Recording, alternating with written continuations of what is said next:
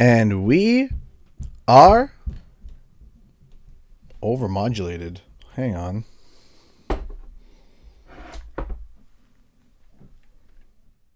Check. One, two. There we go.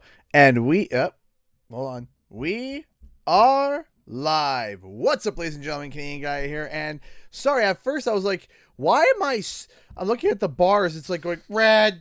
I'm like, we're overmodulated. We're too loud. So I quickly wanted to show you, just to show, so that people can see, because we don't have the game up and launched yet, but I'm about to show you. Okay? We're going to be playing Jak and Daxter on a decompiled program called OpenGoal. Now, I want to give these guys a huge shout out because it is a completely free program that you can download for yourself, and it is a reviving the language that brought us the Jak and Daxter series. And it is an entire decompile of the game. It is native, not emulation. It is running native.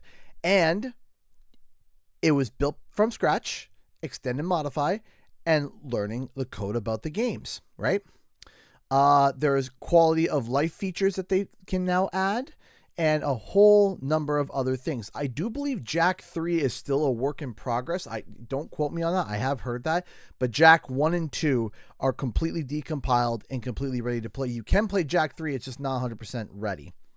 So all you do is that once you get everything set up, there is a little bit of few installations you got to run. But once you got that going, you just click play.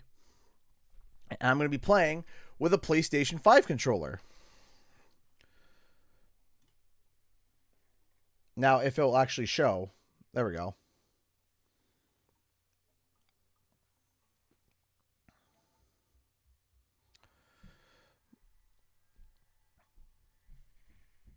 There we go. We also need music too.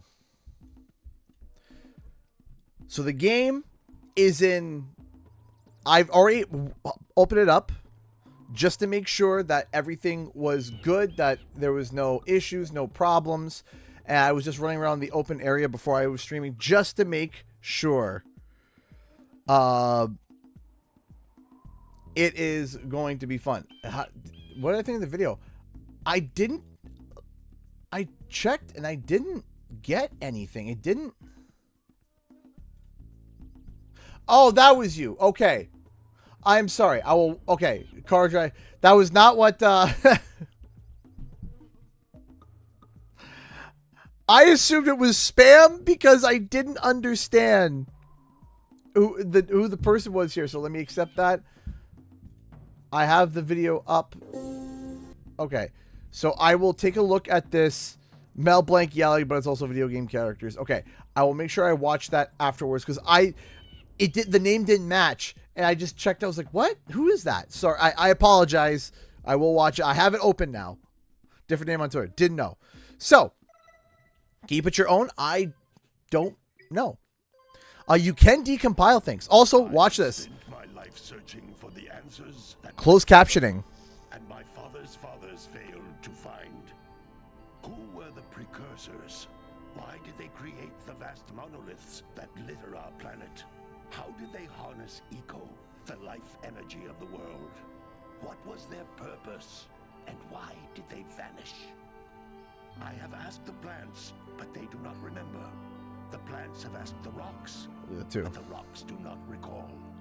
Even the rocks do not recall. Every bone in my body tells me that the answers rest on the shoulders of a young boy. Oblivious to his destiny, uninterested in the search for truth, and rejecting of my guidance. And why would he want to listen to old Samus the Sage anyway? I'm only the master of green eco, one of the wisest men on the planet. So it seems the answer begins not with careful research or sensible thinking. Nay. With many of fate's mysteries, it begins with but a small act of disobedience. Hey! Jak, old green stuff told us not to come here.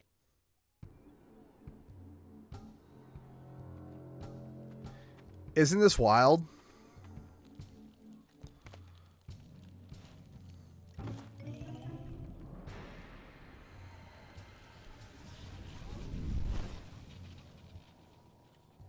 Continue your search for artifacts in Eco. If the locals possess precursor items, you know what to do. Deal harshly with anybody who strays from the village. We will attack hold on. it in due time.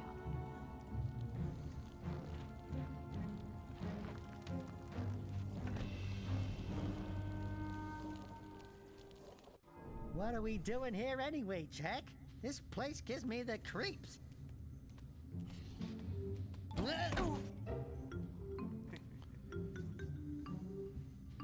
Huh? Oh, stupid precursor junk. Eek! What is that dark ooze? It sure don't look friendly. Hi, Carl. The sage yaps on about the precursors that built this place all the time. Where did they go? Why did they build this crud? Now, I like precursor orbs and power cells as much as the next guy. But if you ask me, they must have been real losers. Wow! How did you do that? I think we're in trouble! Hey, David. Ow!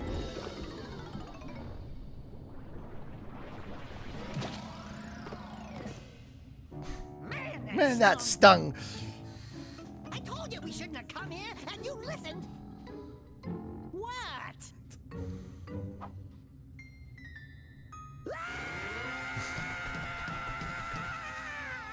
Okay. I'm fine.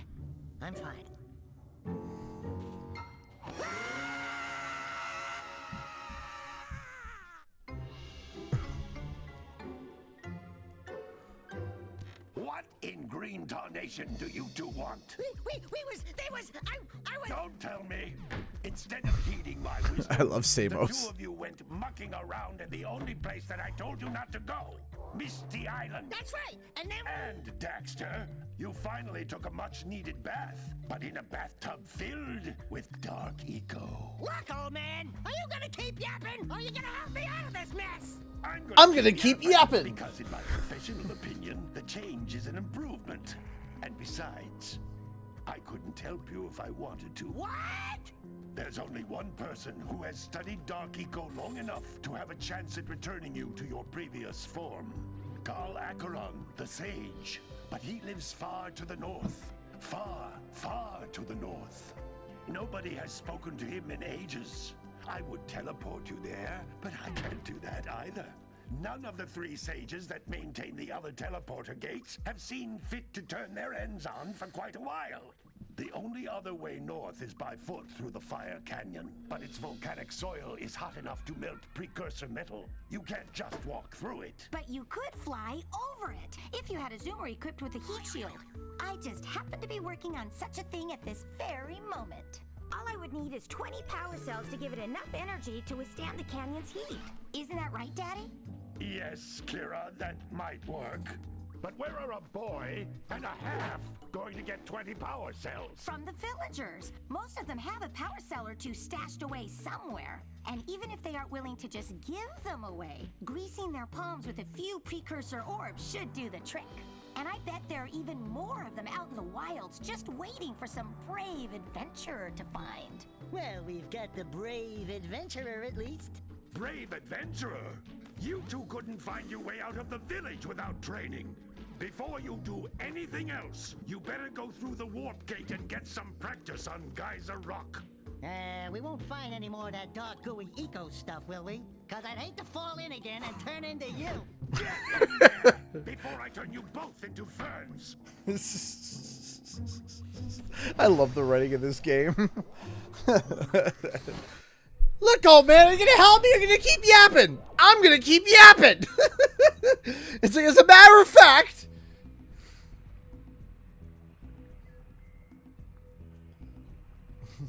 It's like, and another thing. So. This device is a communicator. With it, my father and I can give you advice at any time during your quest. So you guys can see here, that we are in ultra wide, and the game looks great. Like, look, I'm not really seeing any. I mean, I'm not really seeing any popping at all.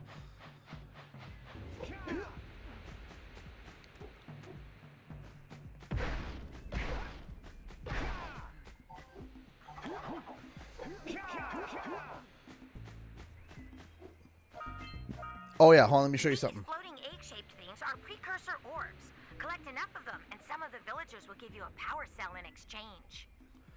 Before I forget, if you go here, they have new options.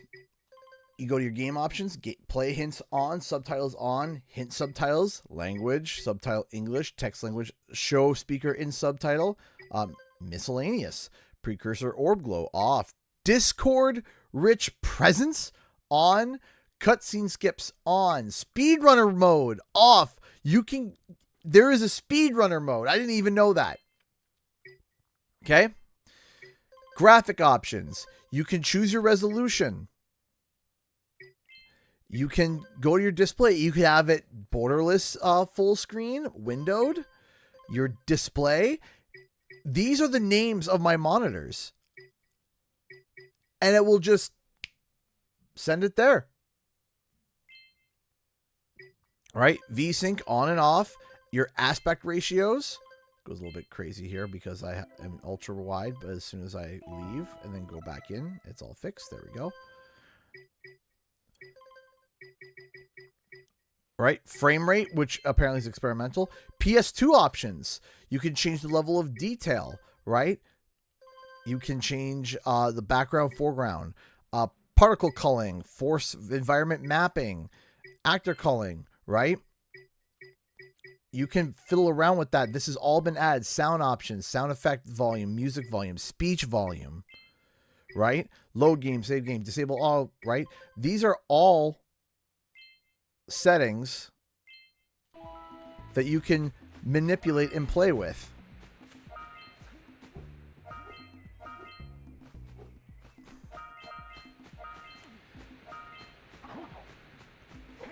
And I am currently playing. I just plugged in a PS5 controller and it worked just fine. That's it. It was just like, yep, that works. It's like, oh, great. Awesome. 10 out of 10. For kicks and giggles. Is there one nearby me? Yes, there is. For kicks and giggles. Does it work? It may not work. Hold on. Oh, nope. Look at that. I am now playing Jack and Daxter with an Xbox controller. Sacrilegious? Maybe. Cool though? Yes. So if you want to play the game with whatever controller that you want, I think you can technically play it with mouse and keyboard too, but I don't know why. But you know, that feels illegal. Yeah. 20 of these so I can power the heat shield for your A-Grav zoomer. Where is... do I have my Switch Pro controller near me? I don't have my Switch Pro controller near me right now, but...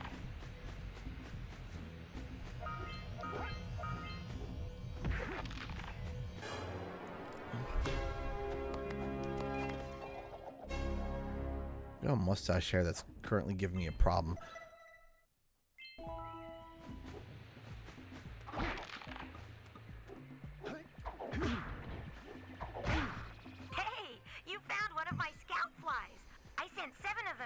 Area to look for power cells, but the there we go. Captured them all.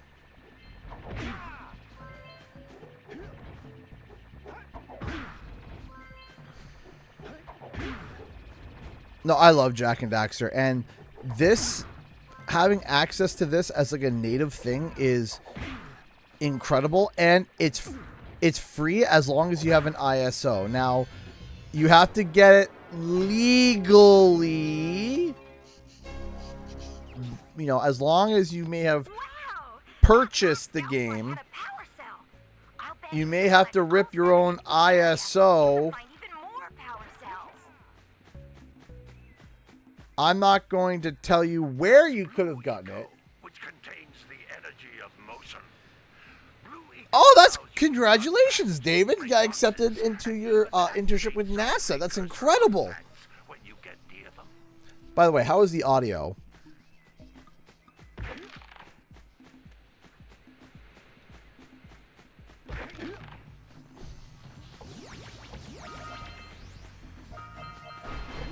And you can install mods.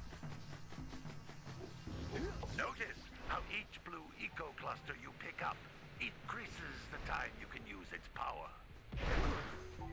Oh, that seems good to me. Awesome.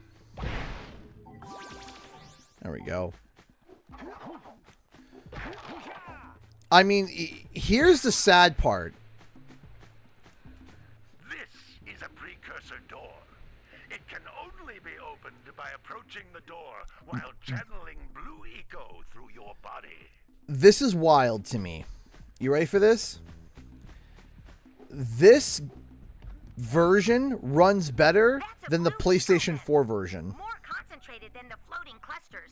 This vent will give you a full charge of blue eco, letting you use it for the maximum time. This runs better, way better than the PS4 and PS5 ports. Like, not a little bit better, a lot better. Good work.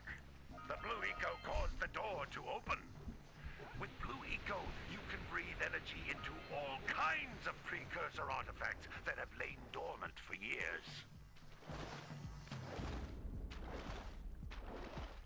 Because I don't know if you guys remember, but all the PlayStation ports had like these weird particle effects for Daxter's face, and sometimes Jack's too, where like he starts talking and his face like eldritch horrors and like particle effects and like splits apart.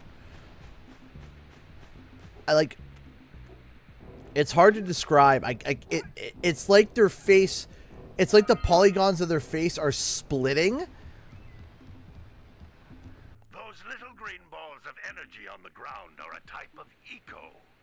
Pick up 50 small green ecos or one big green one to increase your health. And fans made this. On my end, the game looks really good. No, it looks even better, like in person. Jump once, then jump again in the air to reach even higher ledges.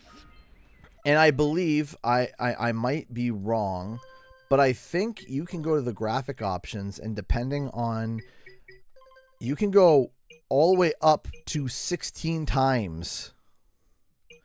Right? I have it set to 4 times right now, but you can go already up to, I believe this is the hold on a second.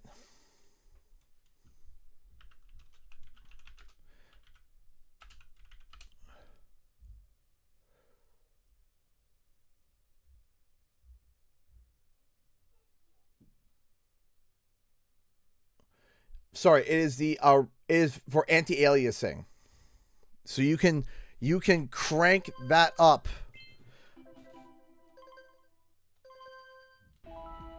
quite significantly to make sure that you remove as many like little jaggies as possible.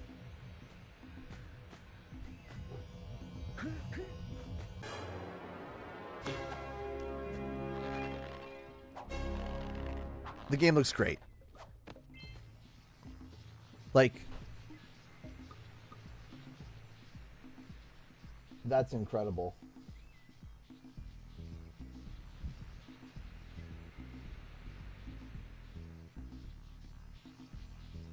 I'm just really looking at it. It looks great.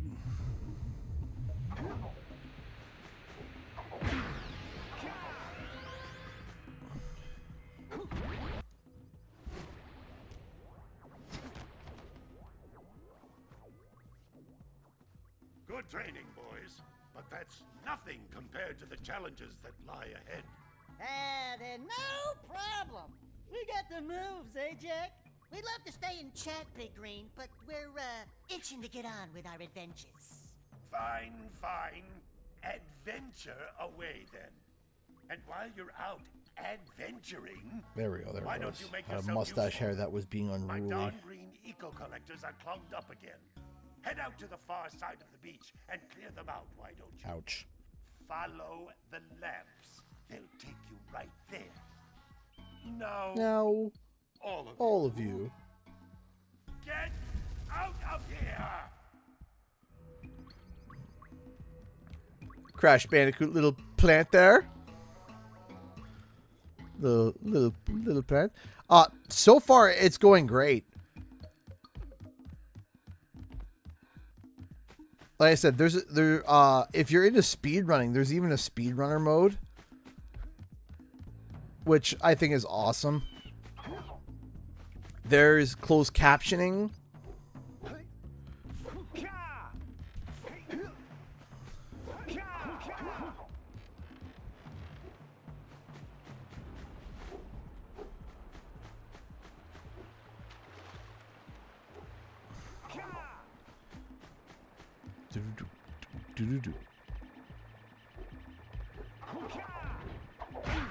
Hey! It looks like scout flies are always in red boxes. Thank you, Daxter. Well, hello there, my dear boy. You've caught me at a most inopportune moment. I was to set off on my journeys yesterday, but I seem to be a spot short on the old precursor orbs. I would have pledged my word that I had 90 of them, but I gather that your young friend, you know, the little annoying, miserably ugly one, might have just pilfered them as a sort of a spot of fun. Anyway, would you be kind enough to loan your dear old uncle 90 precursor orbs so he can get underway? I would offer you a power cell in return. Dear old uncle. Alright, hang on. Did I talk to Kira? I forgot to do that.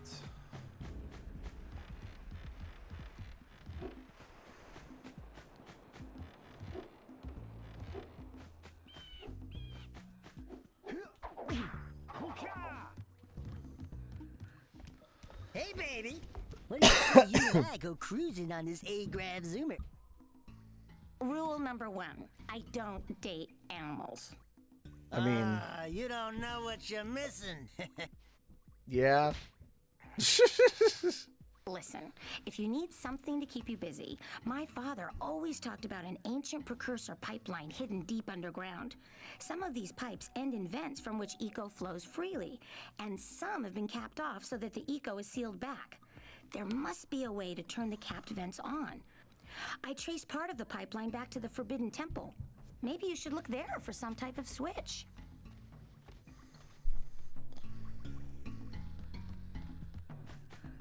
There's the 6-7 move. Daxter did it first, and of course it would be Daxter. Hey, Hotshot, how's it going?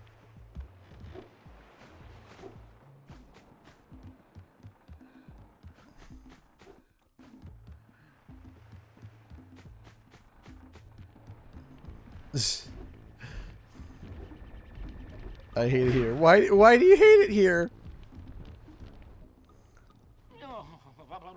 Don't tell me that you two have problems as well. The first I hear of monster sightings near the village, and now this. See those gears up there, boys? See them? See how they're not moving? That means our village has no power.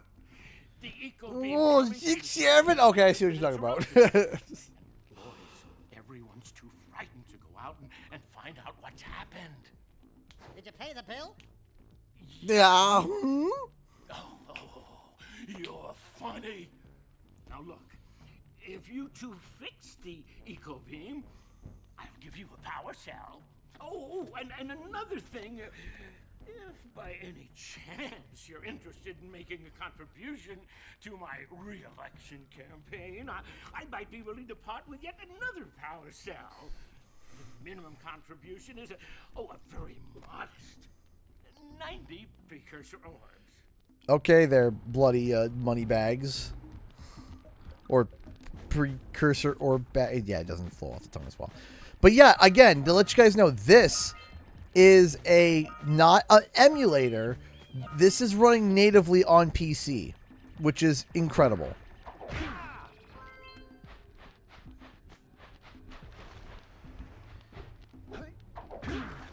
Yes, I've been seeing your comments about where's Spyro 4, Sid. So I'll say this. Just hold your horses. Start asking questions after the Xbox showcase at the very least. But I think my personal opinion is that summer is going to get heated pretty quickly. That summer is going to be a little hot, a little warm.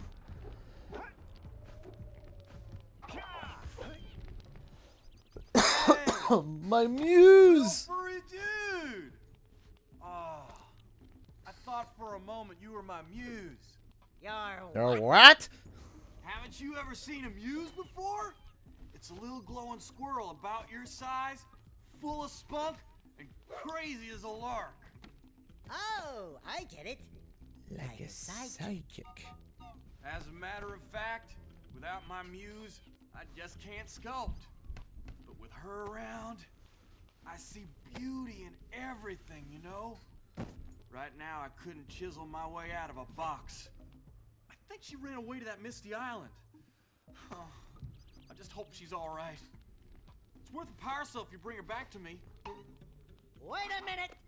We are not going back to Misty Island. Are we? Are we? Sculpt is pretty good. Yeah, I do also wonder, too, how they got to Misty Island without getting eaten by the giant, you know, fishies. Woo. Always love whenever he gets the blue energy. He's just like, Superman! Did that nab my thing? Yes, it did. Okay. Yeah, they got this working on Linux and... Mac, apparently. So... if you are the one in like the 10% of people that are using Apple, and if you're like the 1 in 1% of people that are using Linux, Those all metal boxes are thicker than a yak-ow skull. But there must be something that can bust them open. there is something that can bust them open. Hey, that pelican just snagged a power cell. Let's go kick some big The big bird butt! Sorry. Shoot me, I'm over here. That was way too far. There you go.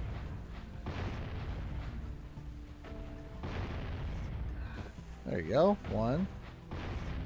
Yeah, they got Jack 3 working as well. All right, treasure. 5%, really?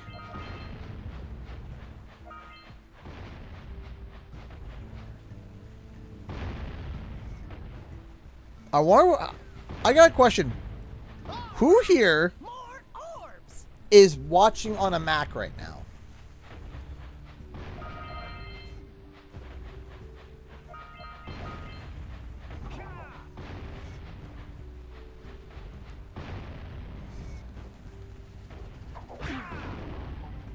Come on.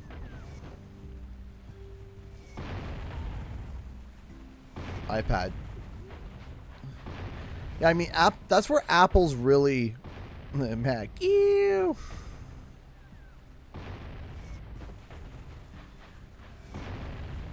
Over here. Does an iPhone count? See, that's the thing, is that... Okay, let's change the question, because a lot of people are watching on, like, iPad, which is... Yeah, who here owns a Mac? And actively use it. I'm not talking, oh yeah, my uncle gave me a Mac 15 years ago that I use to hold up my desk. Not, I mean, I'm talking somebody, I'm talking someone that uses a Mac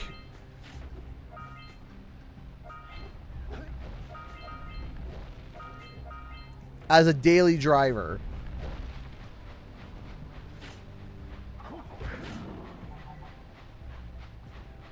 Who uses a Mac out of consent?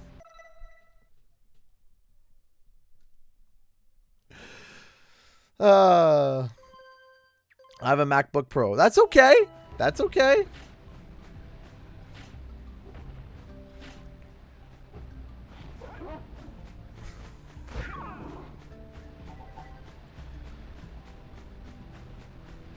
So I used to be a Mac user as well.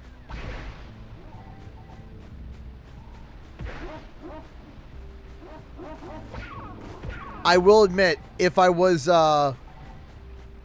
to get onto a Mac again, it would take me quite a while to get used to it again.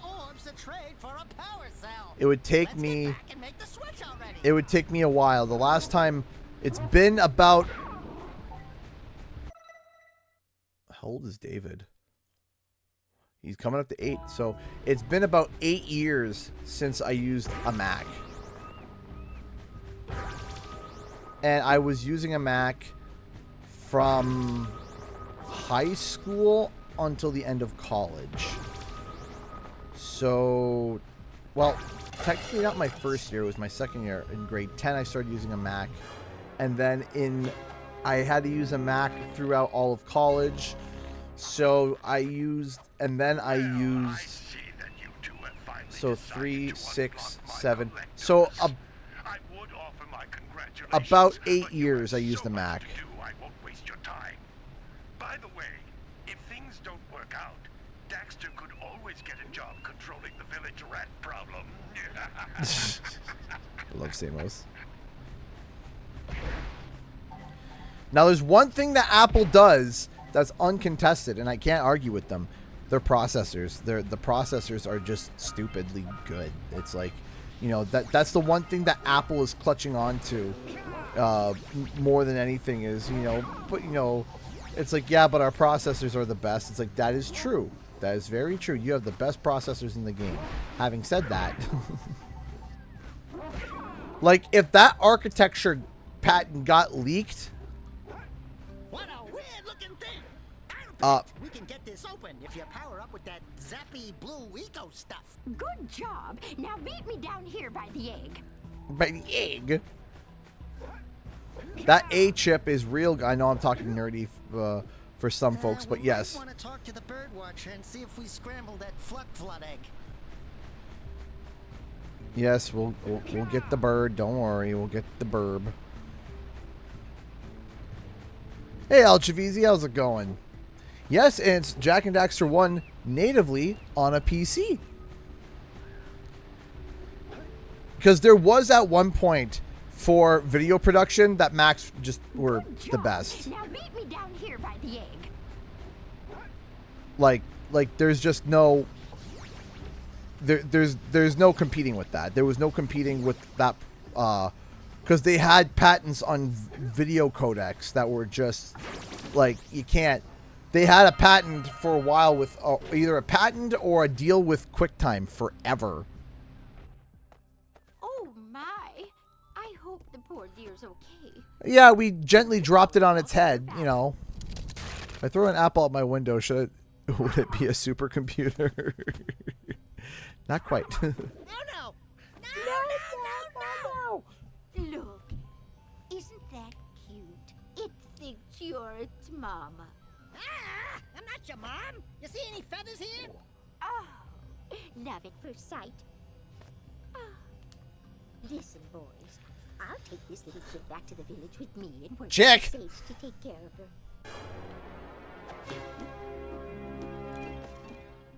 Volume of the game is kind of low. Okay, we can adjust that because we got borderless full screen. All right, I tweaked it up a little bit. Excuse me. And again, this is something that you can download for free, not the ISO, but the actual like player.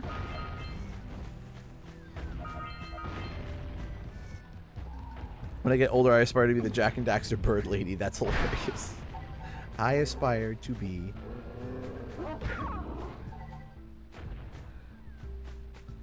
The image is gone? Oh, hold on. Come on.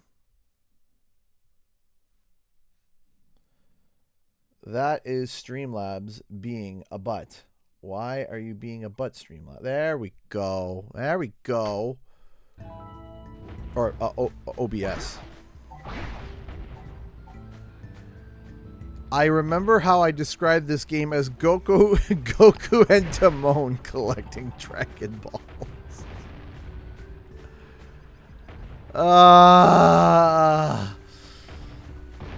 I hate that there's truth to that. I hate that.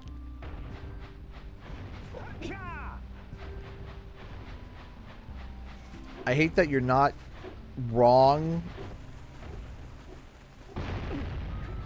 I don't understand, and I hope you guys saw my video today.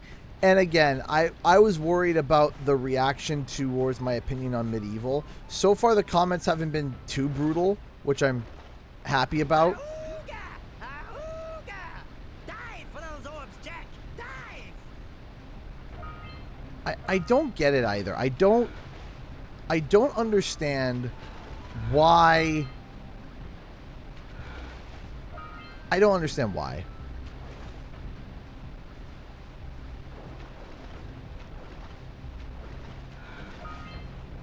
I don't understand. I'm another Jack and Daxter fan. Yeah, I have MacBook, and I use everyday life and I use gaming with. I love it. You know what? It's good to know both. As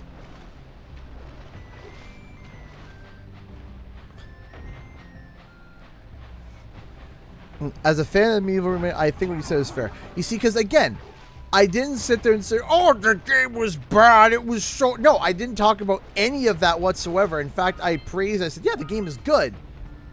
But if we look at this through a commercial lens of, hey, how marketable is this game? Get to the power cell before the Pelican scoops it up again.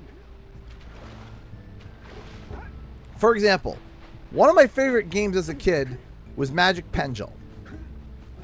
I really enjoyed that game. Does that mean that I hope and suspect that they're going to make a remaster of that? No!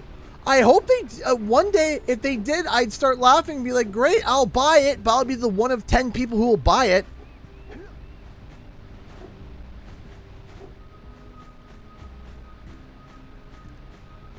Know that you can shoot the Pelican with the cannon? It's been a hot minute since I've done that. I forgot about that. I remember doing it once and saying, that's cool, and then forgetting about it. Okay, but why is Medieval cheaper? Why is Medieval cheaper?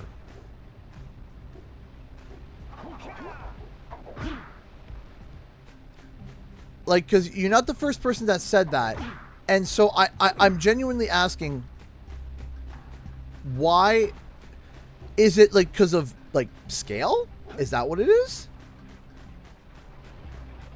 Because I've been seeing people able to rip through, like, some pretty quick prototypes. The game layout, environment scale. I don't think it's that significant of a difference. Like, okay. So let me put it to you this way, because I want to make sure that I get my my wording right on this.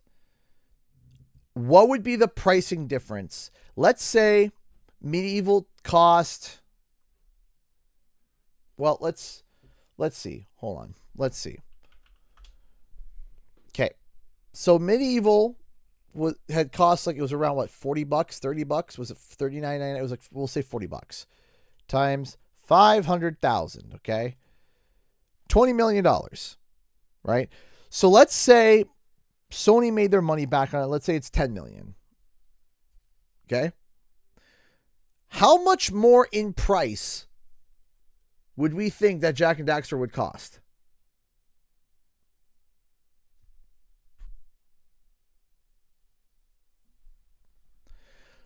Okay. Because even if we follow the same ratio that happened with... Hi? Math? Okay? Yes, math again. Hi. Hi, how's it going? It's going. I just wanted to say, the kids went to come down here so you could save me from being piled high with pillows. Okay. And David goes to the door and he's like, oh no. And he comes back upstairs and he goes, I didn't open the door. I heard Daddy talking about Jack and Daxter in his video and I knew he was working.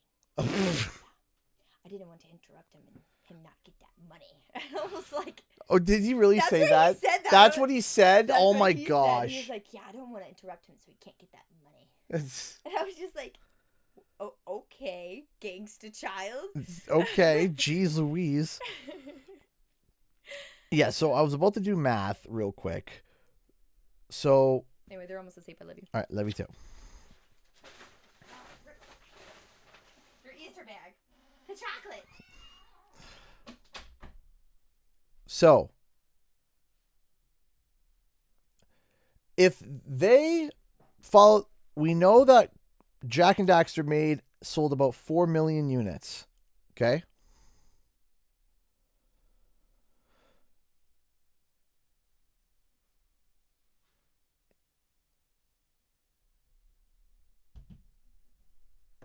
What would be the following the same ratio? Following the same ratio,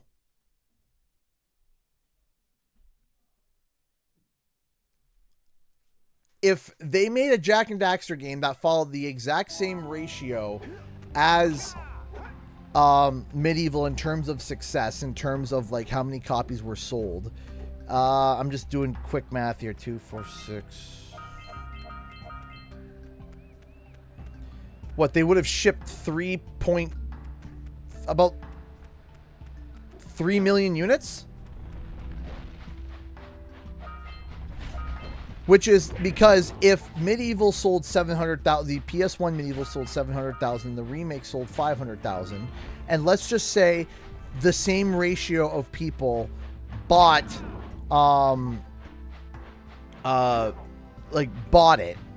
for the same price, you're still shipping about 3 million units versus 700,000. How much more money would it cost to make a Jack and Daxter versus a Medieval? Let's do it again.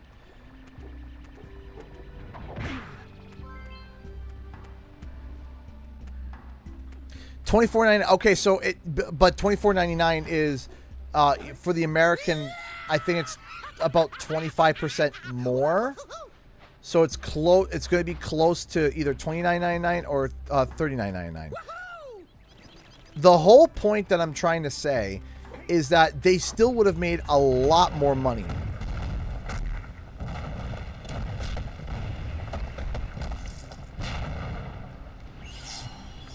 They would have made a lot more money with Jack. Wow! They caused an avalanche. Let's check it out. And that's what I'm trying to grasp. I don't understand how much more money it would have cost to develop Medieval versus Jack and Daxter. Even if it was double, let's say the cost of Medieval was double. They still, the cost to make Jack and Daxter was doubled versus Medieval for the production time. It still would have made more money. Hey, Monster Society donated $5 to Super Chat. Thank you so much. 1, Sly Cooper fights the Panda King. Boss 2, Dreamworks Kung Fu Panda comes out. 3, wow, Mr. Pandora. What is with the era in Kung Fu Pandas? You know what the funny thing is?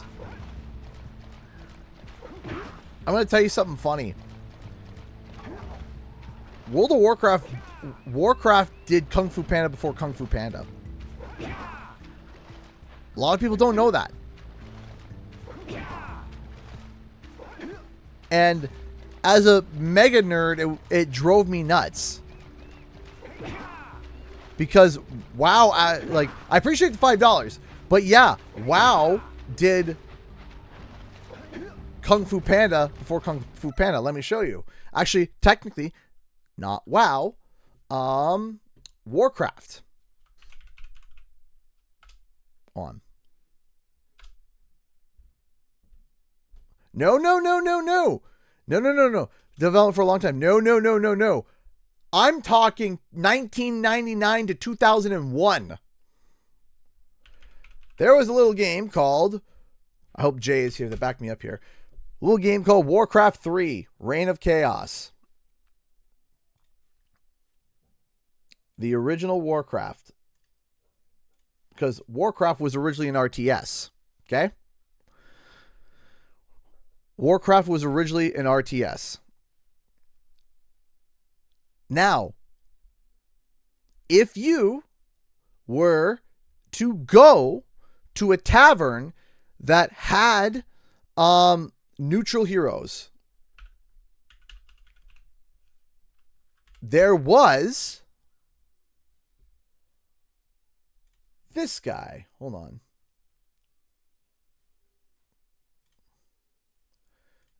Nope. Here we go. Here's a good picture of him. There was this guy.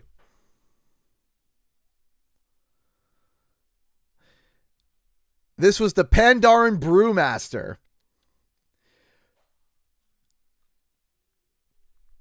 And his ultimate was Storm, Earth, and Fire. He wasn't cursed. Whenever you summon him, you would hear fresh brewed ale here.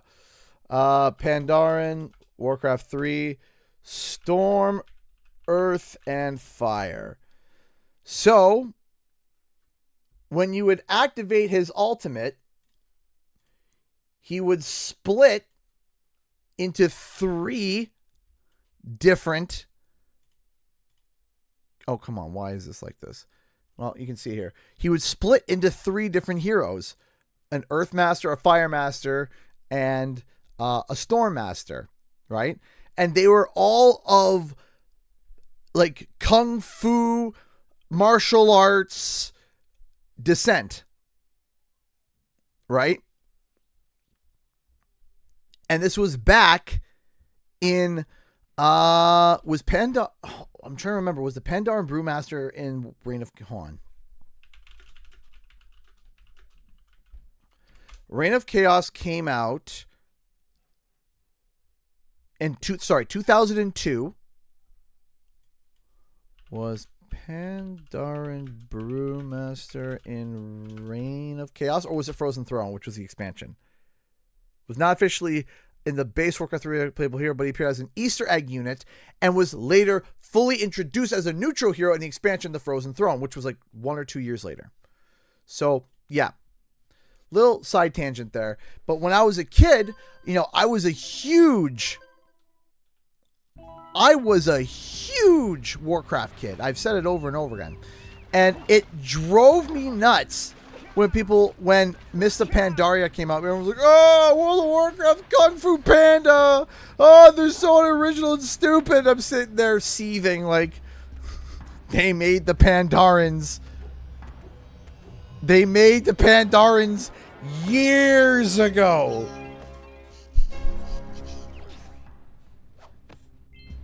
And yes, his catchphrase whenever he would attack is, I bring pandemonium! Because, he's a panda, so.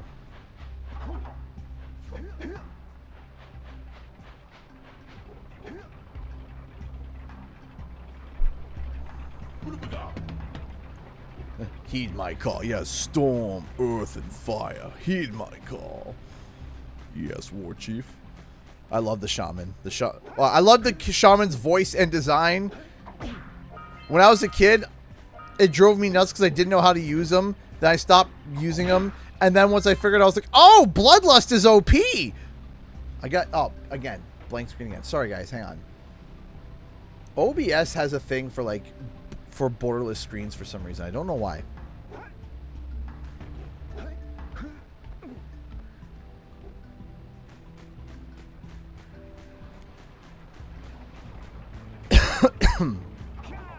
I want to stress that's not the game. That's OBS just being a butt.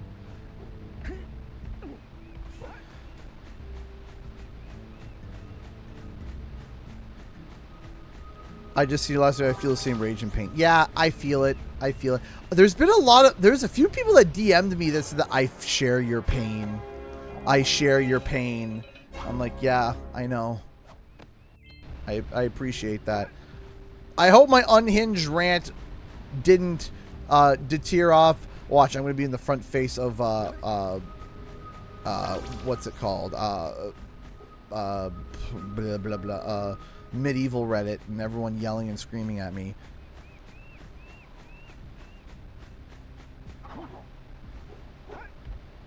About how I hate medieval.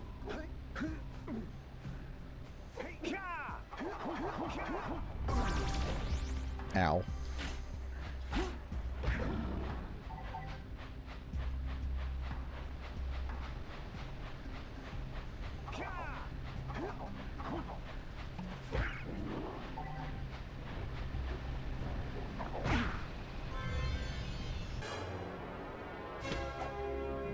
I read the prequel book about the Warcraft movie, so I could have been prepared. Yeah, I'm sorry. You use the perfect quote, my love. It was, "You are not prepared." Whoa! Streamlabs donation. First Streamlabs donation to the stream. We got a donation from. If it will load. If it will load. Sean Meyer again. With a $20 Streamlabs donation, the donation of the stream thus far. Thank you, Sean. Thank you, thank you, thank you so much. We are now at 830.77. I just had a thought that Sony might be okay with remaking Jak and Daxter, but not really remaking Jak 2 and 3. I know personally I would like to see a Crash 4 style reboot where Jak 2 is a direct sequel of Jak 1. I had a whole script in my head at one point. You see, I don't disagree with that, right? I don't disagree with that. But that's why I made a video.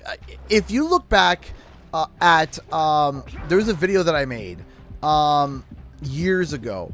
Oh, jeez. There was a video I made years ago that some people, even my closest friends, said, nah, I don't really agree with this.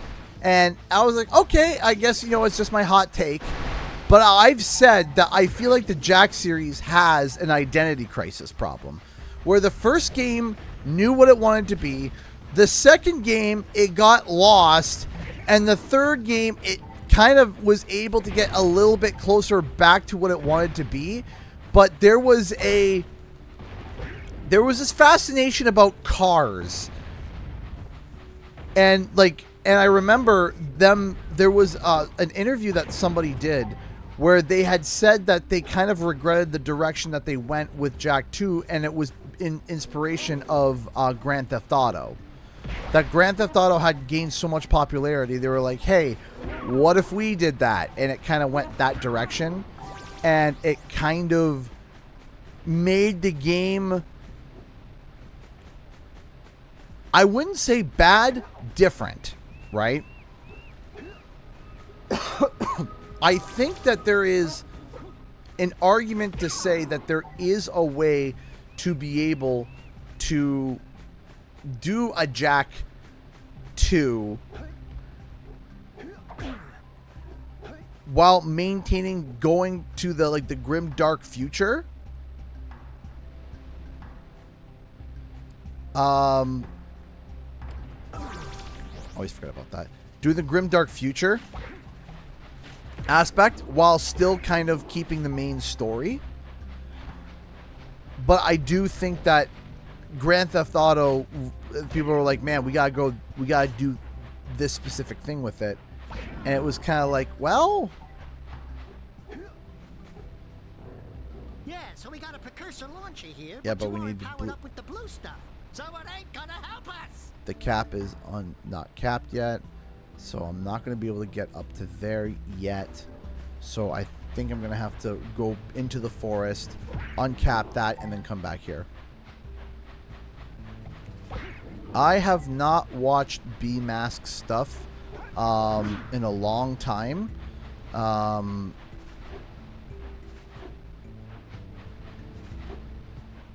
there was something that had happened, a comment that was made, and in B-Mask's defense, it was said in confidence and quietly, and it was brought to me in a way to try to stir up drama, and it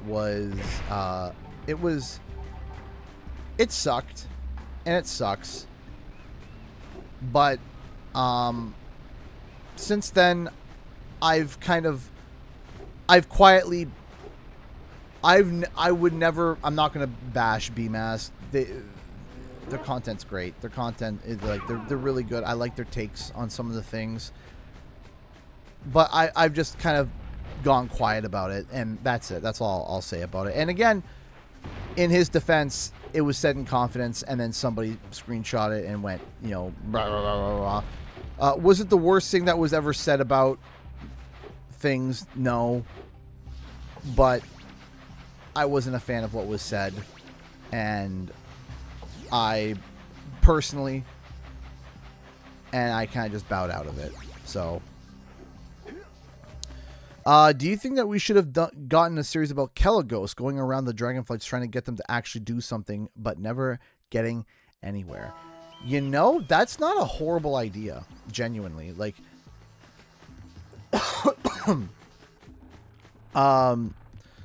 some of those Dragonflights, man, are hard-headed. They are quite hard-headed.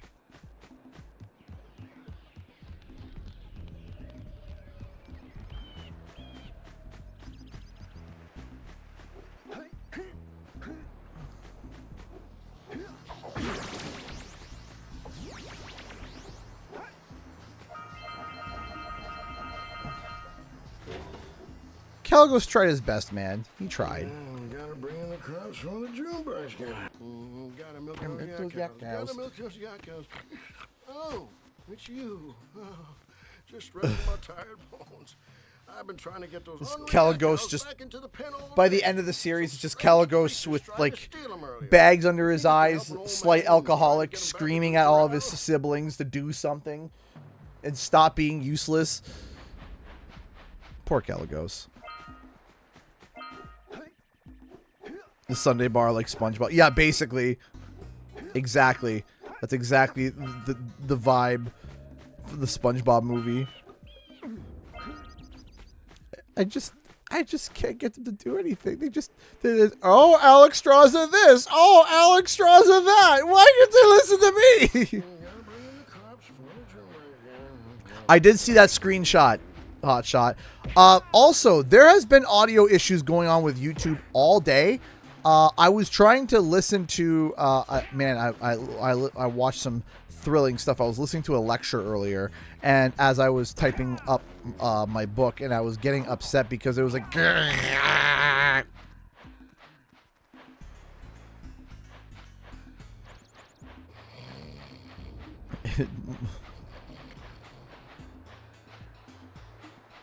no, we don't touch Ysera. We don't touch Ysera. She's gone through too much trauma. She's fine. She can... Ysera can... Ysera gets a pass. Ysera 100% gets a pass.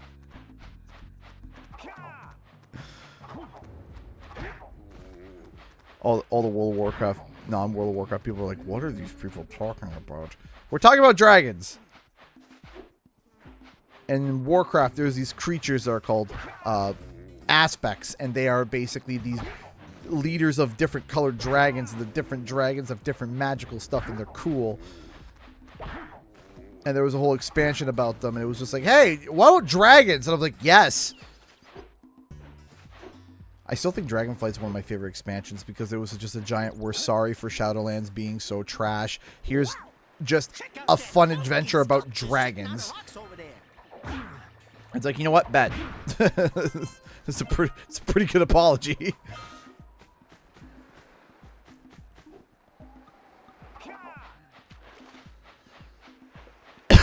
Gotta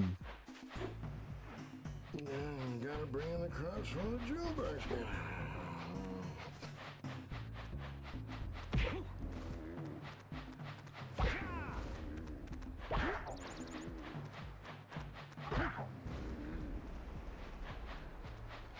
It's just like That lazy farmer owes us a power cell.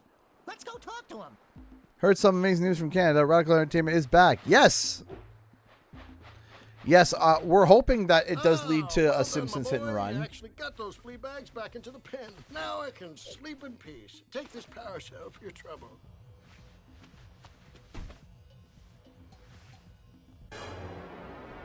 Bing.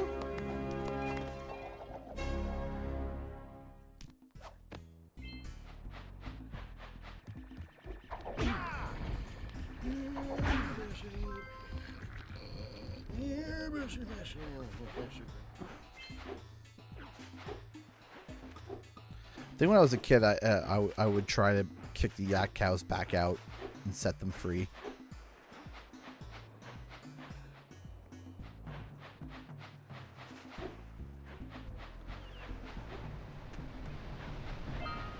Hey, Star, how's it going?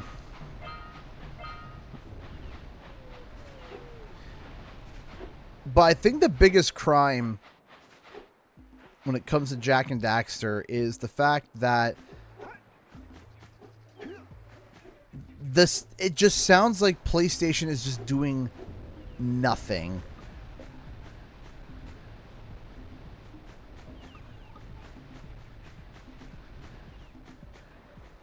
And it drives me nuts. It drives me nuts that there's no like, hey guys, we hear you and we are, you know, in the midst of trying to find somebody to, you know, there's no clarity. And every aspect, every piece of news that comes out that I hear when it comes to Jak and Daxter is nah.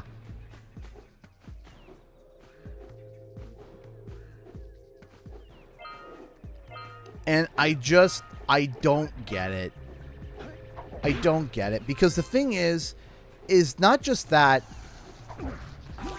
Are we really going to sit here and say that a Jak and Daxter game wouldn't make money?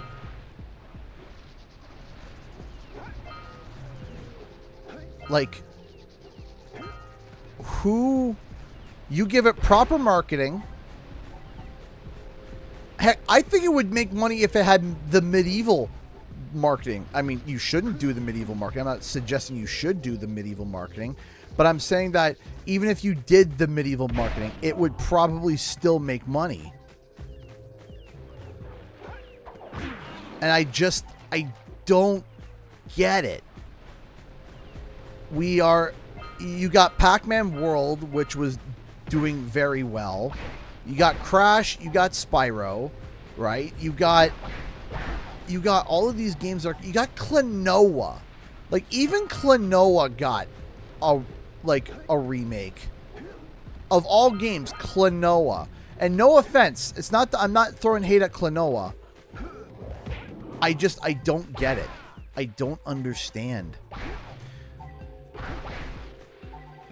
And then before anyone sits there and says, "Oh, well, you know, again, when it comes to budget,"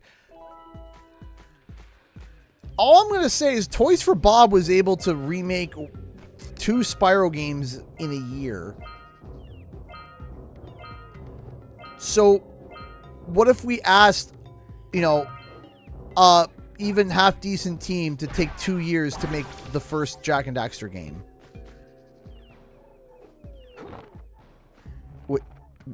Is that a hard ask? Like, is that a hard ask?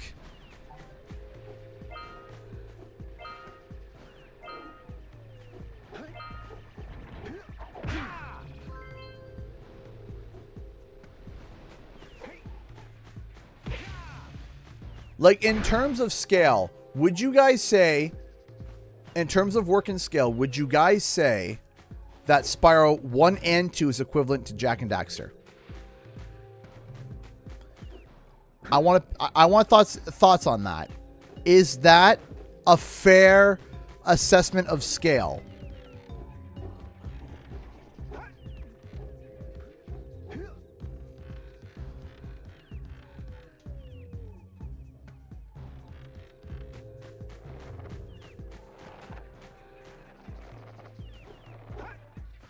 In terms of development, yes. Okay.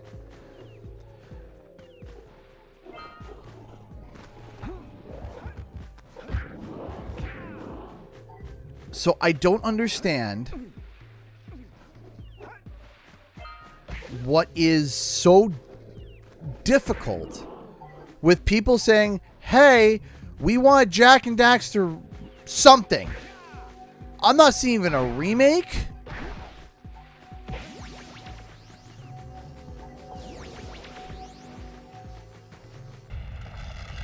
I'm saying it's about Spiral. Jack 1 is about Spiral 1 and 2, maybe 2. 1. Okay. So in that case, and Toys for Bob was able to do that in a year. Now, I'm not asking them to do it in a year either. I'm not being like, hey, you need to work like dogs. No. But I'm saying give double the time. 2 years. 2 years to make a remake of Precursor Legacy. Or a reboot. Sure, a reboot. Like, I agree with you. I also agree with you, Caroline.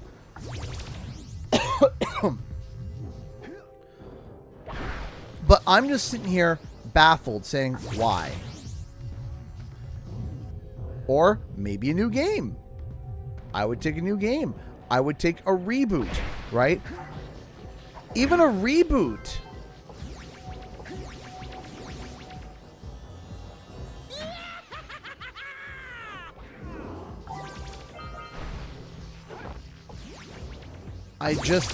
I'm having a hard time understanding the logic behind what Sony is doing and why. I don't get it. Listen, it's going to sound wild. If I came to you with a business proposition, okay?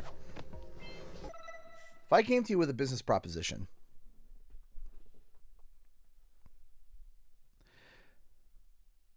that turned and said, hey, I can guarantee, and it's true, and I'm speaking the truth, I can guarantee a 250% return on investment.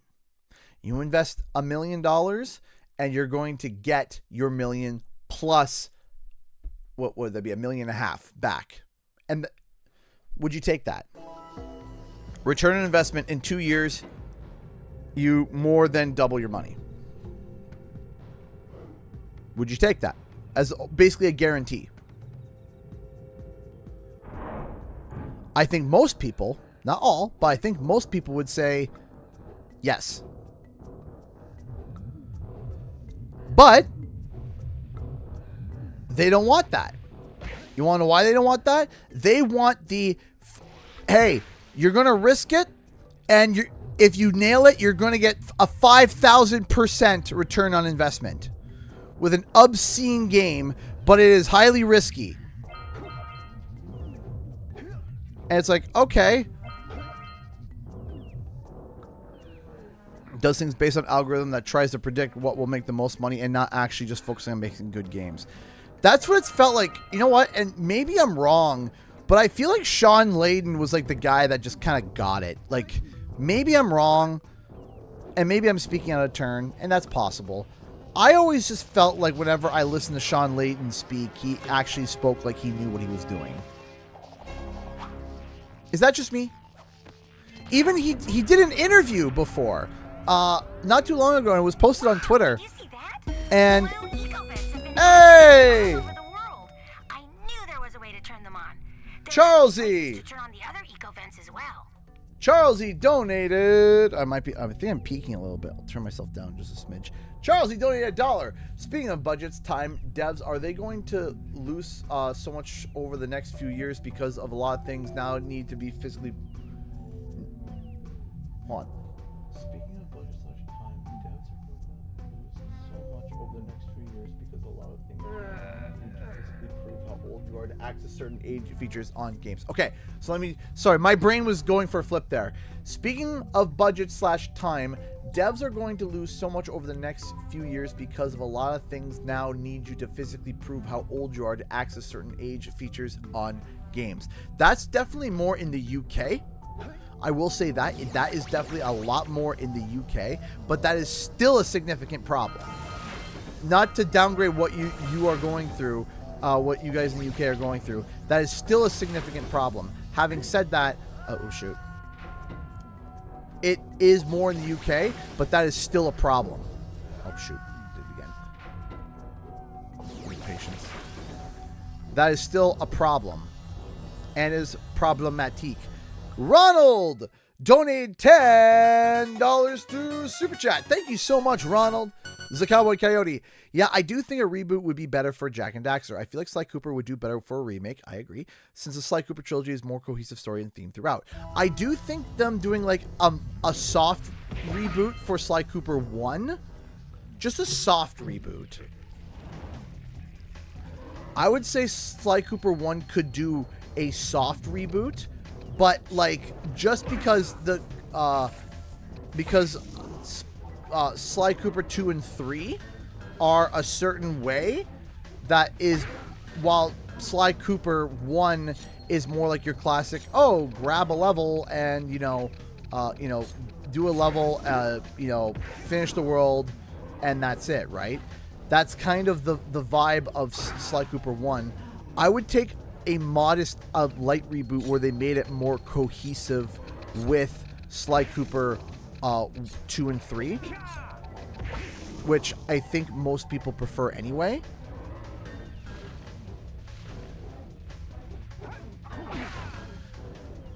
I also think they really need to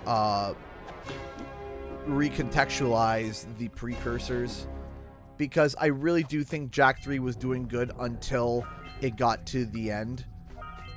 Right when it got to the end, where they were like, yeah, these are the precursors. I did not like that.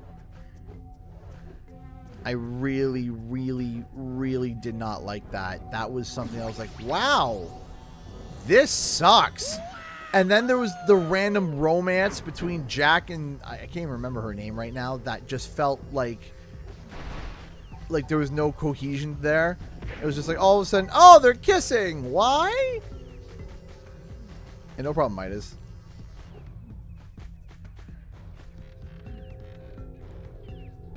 Start without you? I am sorry, Midas. Actually, yeah. I don't get it. I don't understand it. It doesn't make sense. I did not like that at all. I was not a fan of that.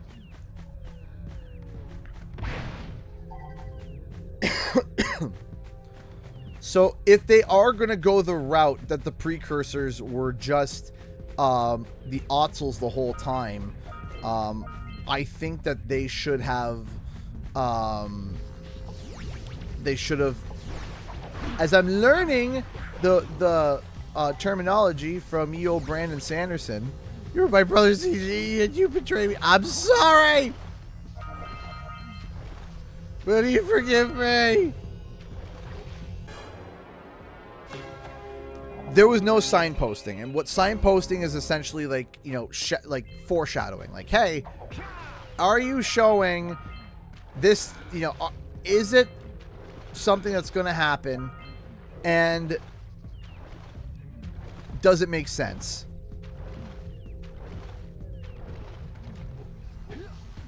I was so scared to show up that power cell. I mean, yeah, you were mentally trained that, hey, there's a fishy shark thing that's there that goes around and kills people in deep water, and hey, look, deep water. It's like, oh, okay. Let's get up on that machine and break the mirror, diverting the precursor beam. So there was a point that I was trying to make earlier. So Sean Layden did an interview, and the person asked him about what his thoughts were about live service games, and he quite literally said the exact same thing that I have been saying for so long. And to hear him say it, I felt so valid. I felt validated, because I was just like, wow, yeah, I've been saying that. And to hear a great mind like Sean Layden literally sit there and say exactly what I've been saying was like, huh, maybe I know a thing or two. It feels nice. But it was that you got all these live service games that people have invested an absorbent amount of time to, and now you are asking them to completely dropped that in favor for another game. And the reason why is because you can't be playing so many live service games at once. You're only playing 2 or 3. And if you sit down and you have sunk 400 hours into this game and all your friends are playing it and a new one pops up, it says, hey, come try me. And you're like, cool, I'll try it. You try it and you're like, that's great. It's not as good as my other game. Or, hey, my other game does something very similar. And guess what? You've already sunk an absorbent amount of time into it. You've already, all your friends are playing the other one, right? So why should you stop playing that one in favor of the other one? Why should you stop? And the answer is no.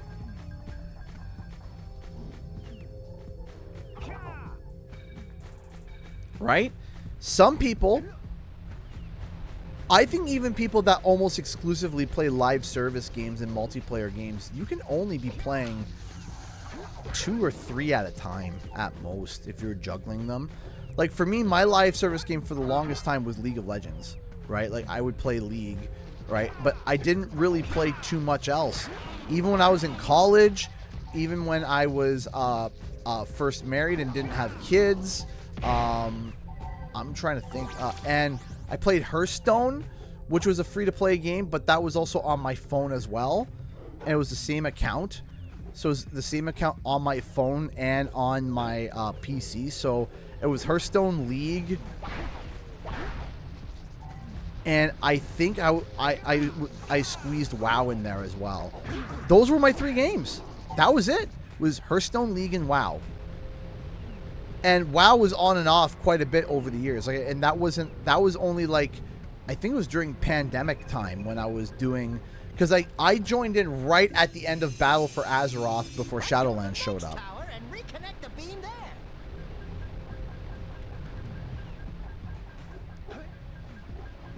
And that's the thing. You don't have enough time. You just don't have enough time.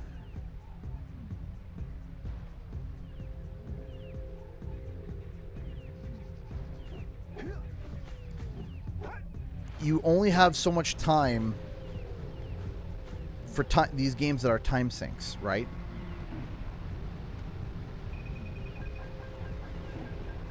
I got this little cough that's driving me nuts.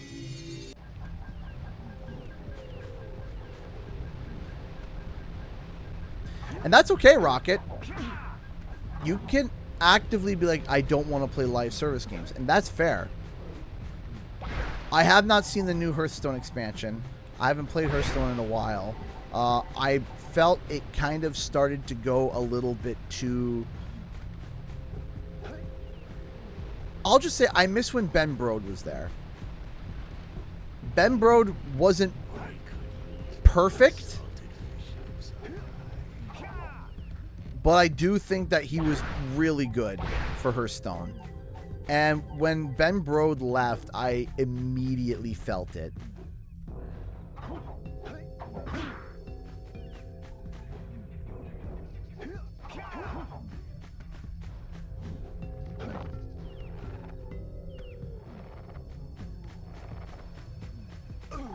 Oof. Was right there. Well, better you than me. I love the Daxter. I've always loved the Daxter death scenes.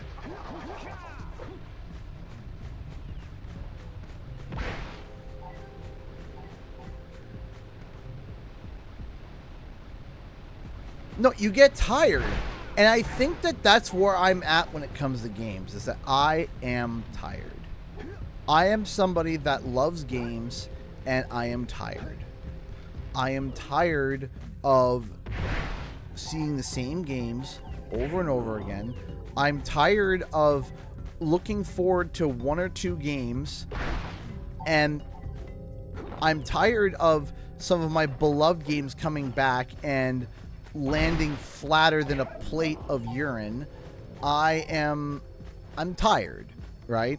and I think a lot of people are feeling that, right? Especially being older. I'm feeling that. I'm tired and I get frustrated, right? And my wife and I were actually having a conversation about this last night because she's finally starting to get back into gaming as well. She's finally getting back. She's finally getting back to gaming like more often, more than just being like on her phone or whatnot. Oh, we gotta do the fishing mission, right? And getting back into it. I love the smell of fish in the morning. And she sat down yesterday and she tried to hop into Dreamlight Valley and was immediately overwhelmed with all the things that she had to do for it. So she clicked off. She went to play Minecraft, got bored of that, clicked off. And then she's just sitting there. She's like, what do I do? Like, I want to get back into gaming, but like, what do I do? Like, and it's like, okay, well then there's League, but then League, you got to deal with people who are obnoxious and stupid.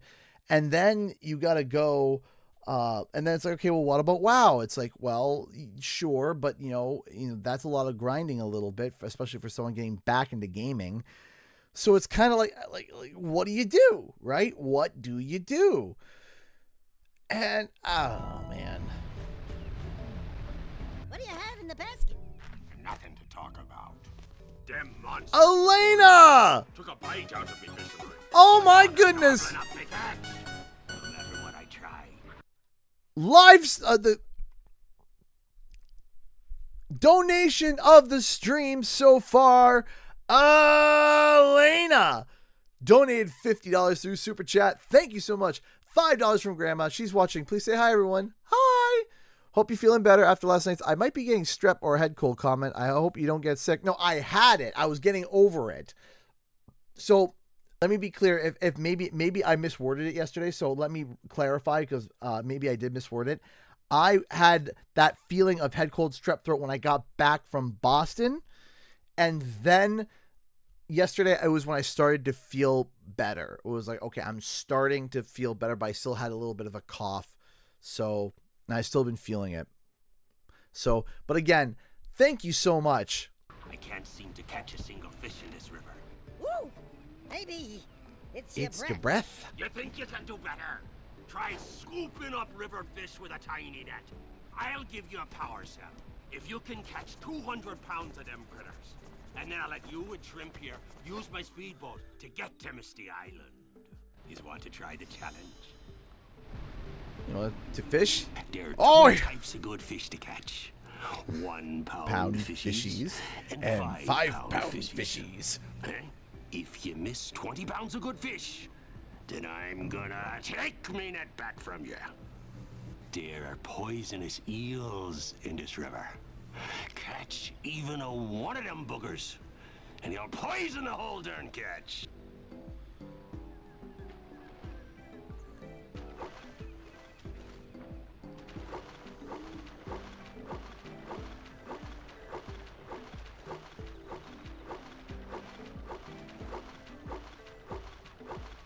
Here comes a big one. Here comes a big one.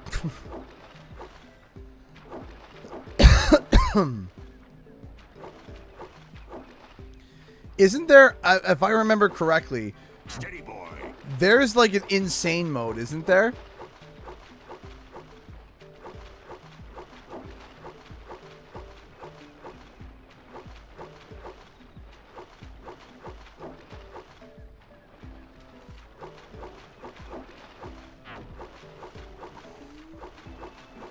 Here comes a big one.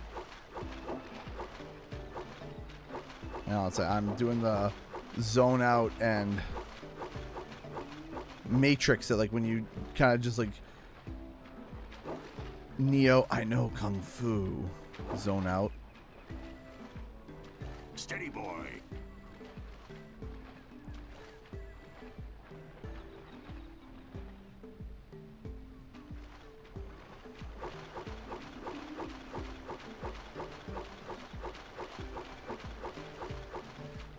Hold steady. Almost there. Steady boy.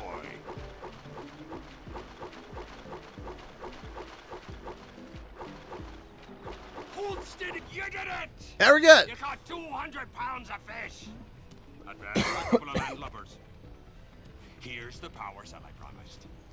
And you can use my boat at the village dock whenever you like. That's my favorite animation, where he does the backhand and he... So, isn't there a way to... God, my first try. Hold on a second. I gotta double check.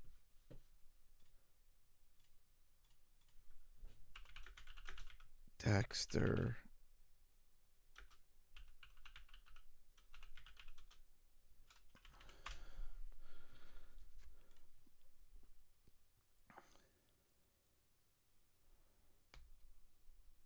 Once you complete the fishing game, we're going to stand next to the fisherman and click left, left, right, right, left, left, right, right, X. This will unlock hard mode fishing challenge.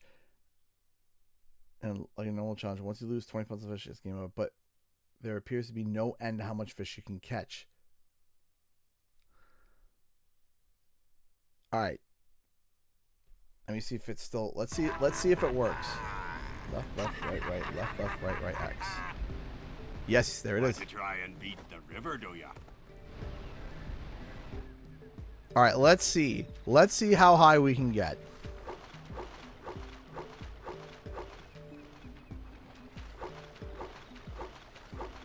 Here comes a big one.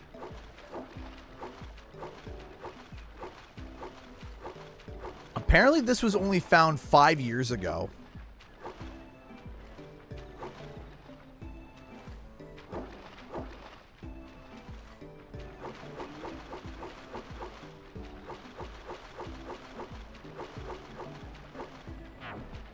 Steady, boy.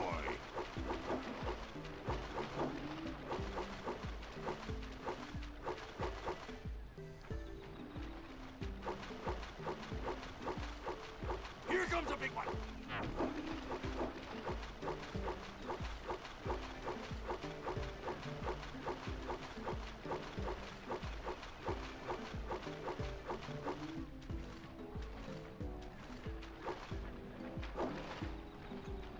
Does anyone want to throw out like a challenge weight for me to get to?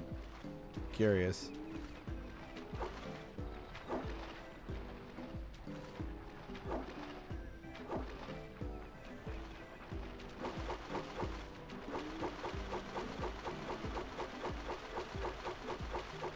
Here comes a big one.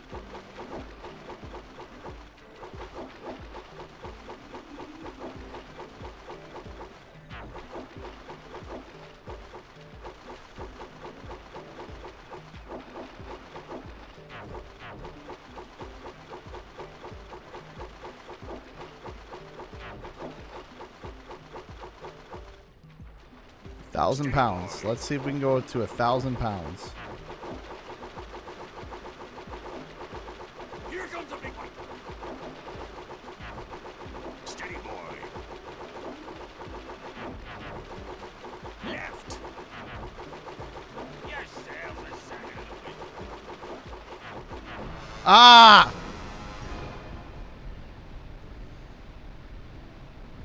Should I go for the 1,000 pounds? I got the okay. Rocket said 400. I got the 490.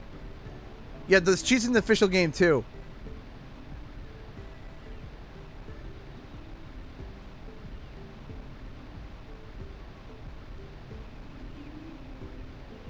Okay, should I go for the 1,000 pounds? Should I try?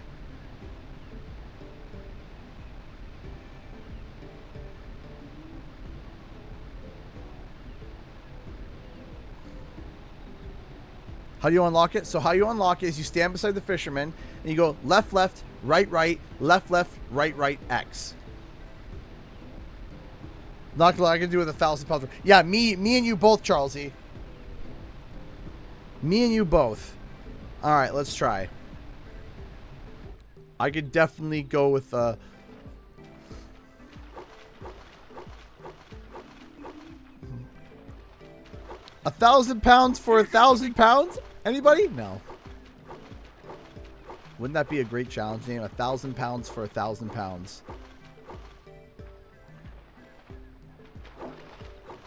Steady, boy. So my first was 490, which is pretty good.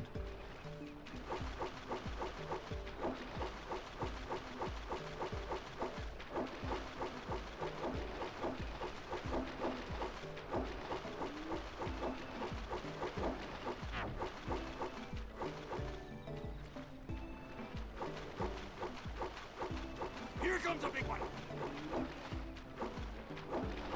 Missed again.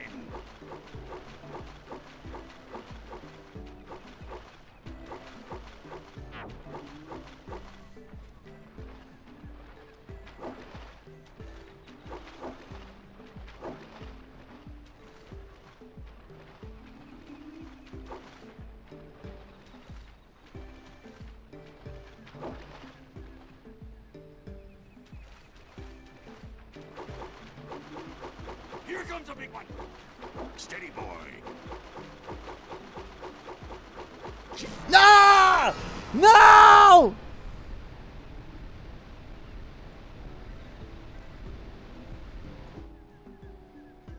Also, I can't use the D-pad. I don't know if that's my controller or if that's by design, but I can't because I remember like I didn't mind using the D-pad for this challenge. Here comes a big one. Steady, boy. Come on.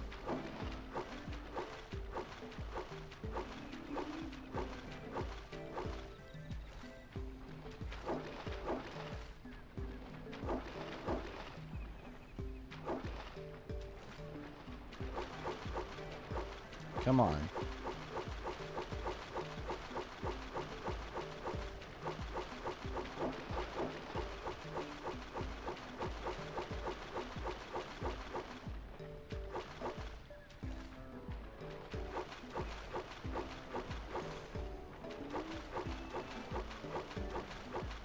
Here comes a big one.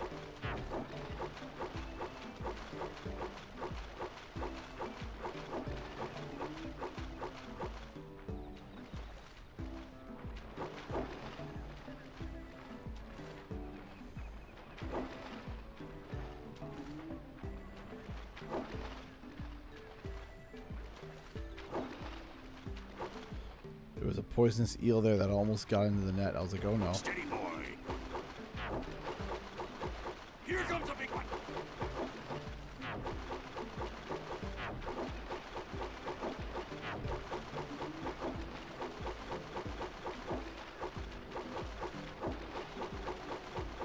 Steady, boy.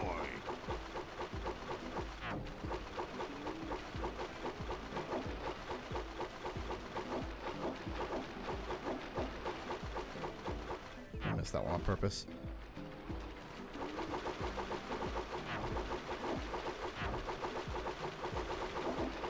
Steady, boy. Here comes a big one.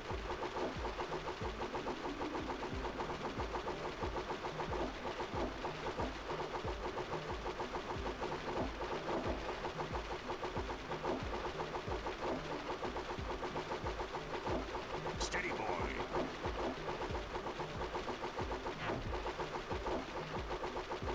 Oh! That felt like Guitar Hero, dude. Steady, boy. Here comes a big one.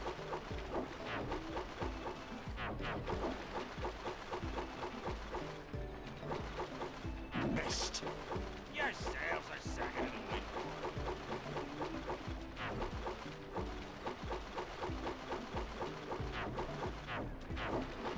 Your sails are sagging in the wind. Steady, boy.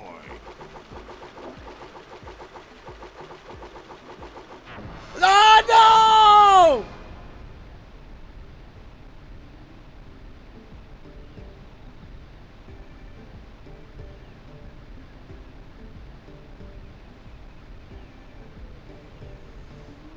Ah!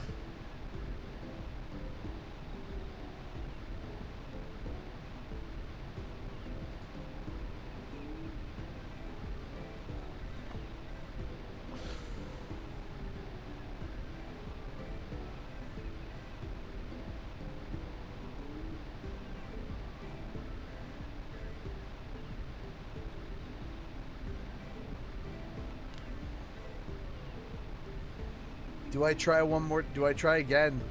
Do I try again? I don't know. I feel like if I hit 1,000, I would achieve something. I don't know.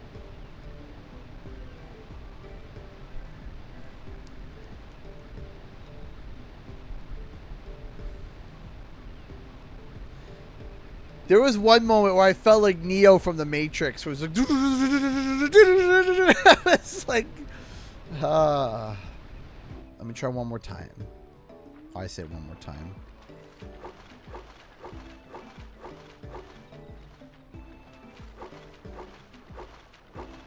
Here comes a big one.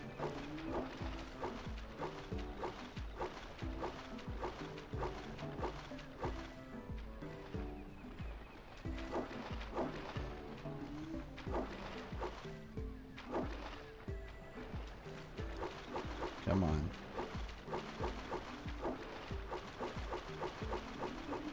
Steady, boy. Oh, come on.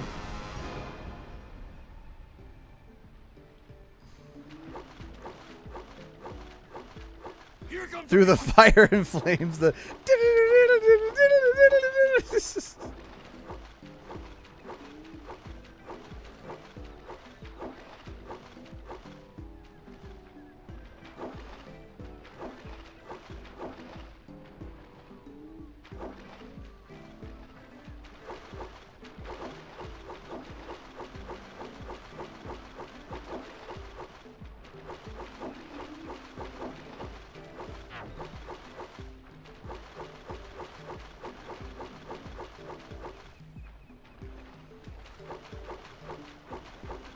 Here comes a big one.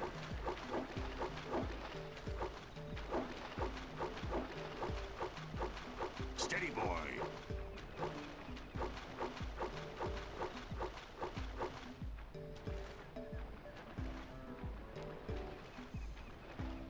Oops, nothing but eels.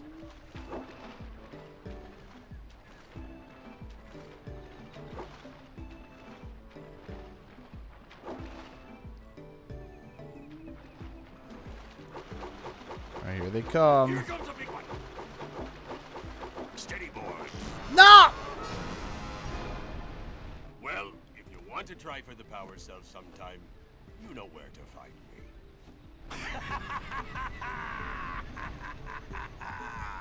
No. Left, left. Left, left, right, right, left. There we go. Okay. Want to try and beat the river, do ya?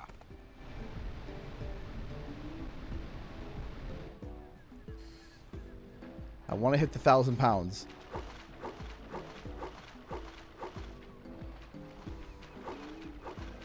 Because I believe I can do it. I got to 752.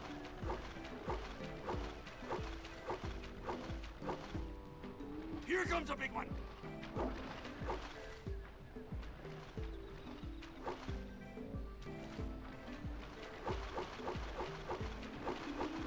Nah, it ain't worth it. But what if it is? Oh, come on. That one went around it. He was just like, nah, I don't want to go in the net. I'm going to change trajectory last second.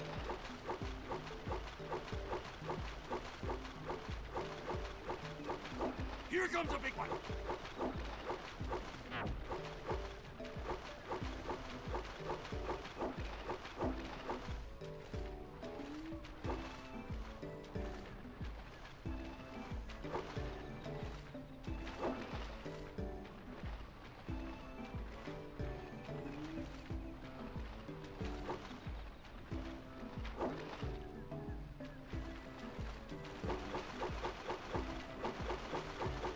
Here comes a big one.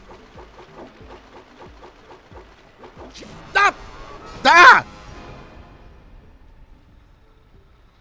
Of course, it's going to be one of those moments where it's going to be like, oh, yeah, you know, you got 750 pounds, and then you won't get close to that ever again.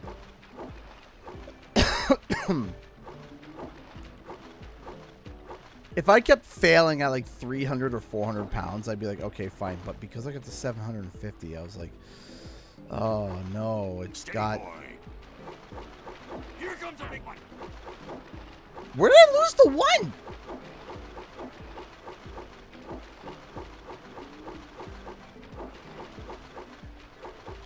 Like a stealth fish or something? What's going on?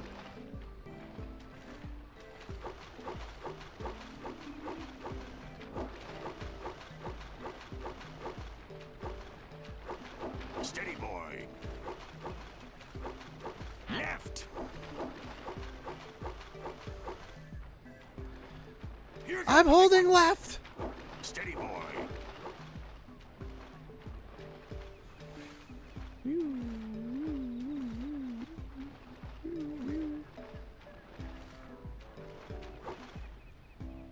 Here we go. Here comes Guitar Hero.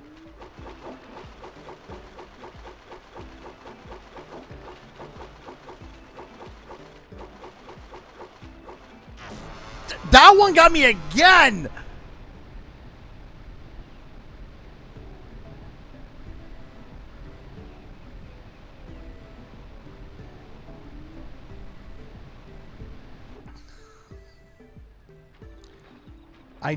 It's that one during Guitar Hero mode is mean.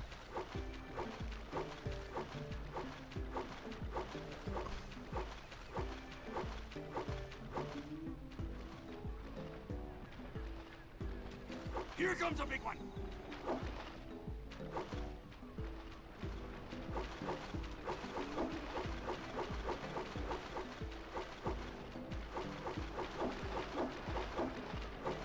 Steady, boy. Looks like you could use a bigger net. Yeah, maybe you should give me one there, bro.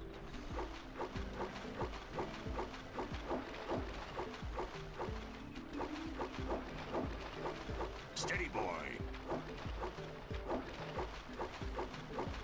Here comes a big one.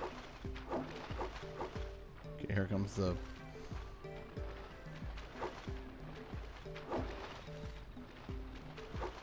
Steady, boy.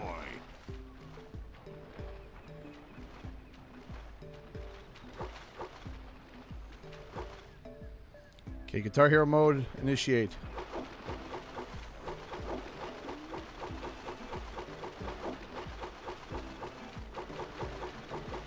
Here comes a big one.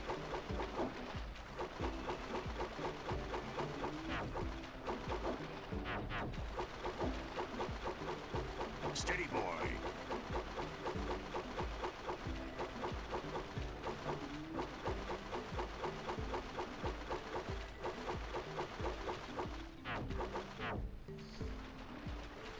Right with you.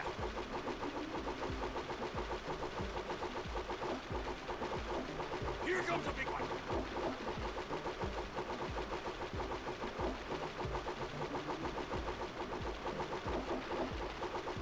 Steady, boy.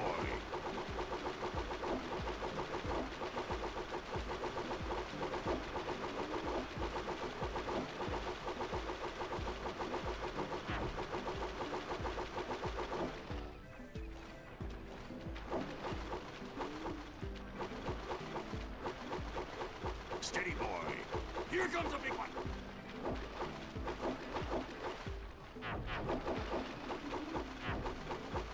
Your sails are sagging in the wind.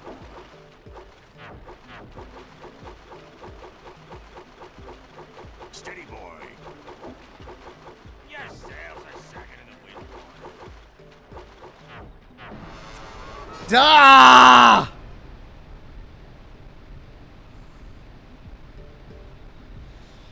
Ah! 687.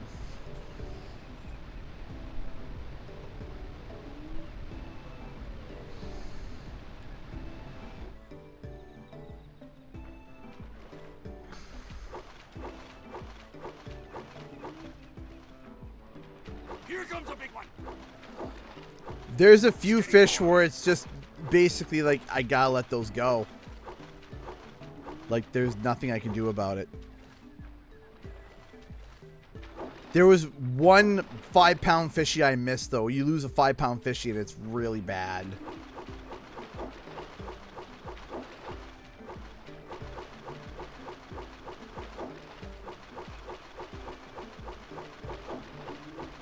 Here comes a big one.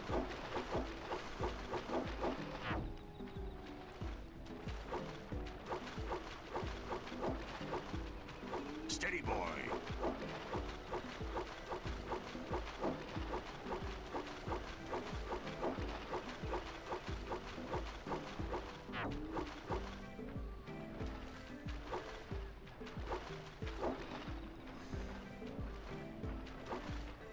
Steady, boy.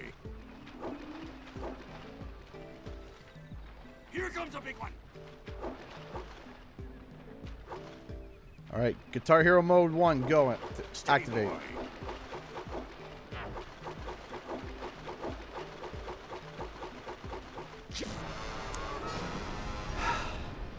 When they do the double, I gotta let those go. Here comes a big one.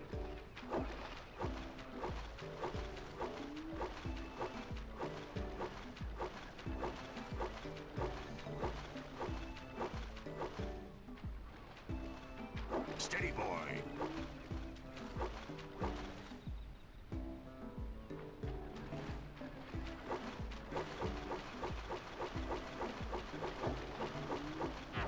Oh, come on.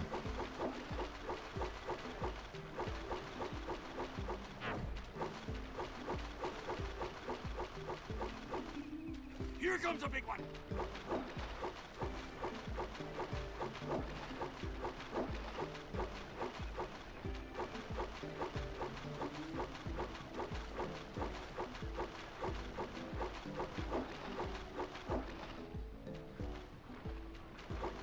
Steady, boy.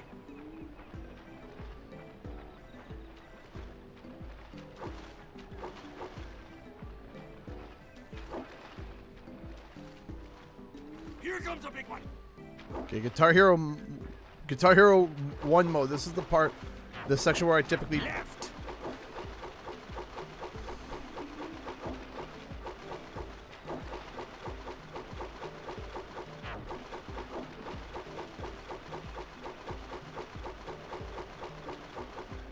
Nope, letting those go.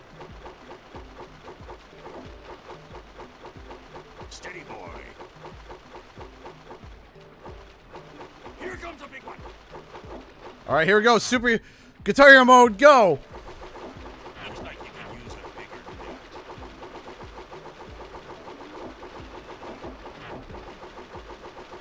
Steady, boy.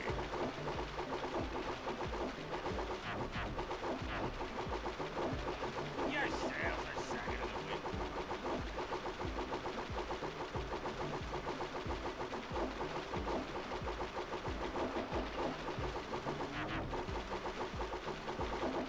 Missed again. Okay. Here comes a big one. Steady, boy. Your sails are sagging in the wind, boy. Ah!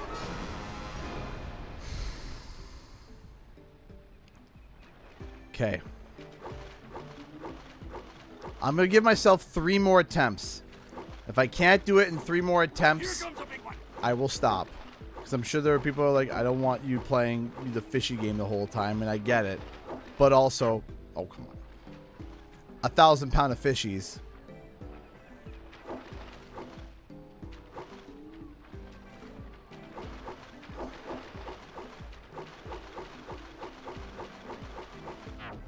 I'm giving myself 3.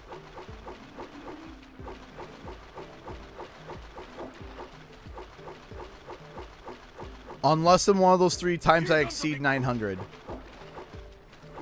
Then we'll have a chat.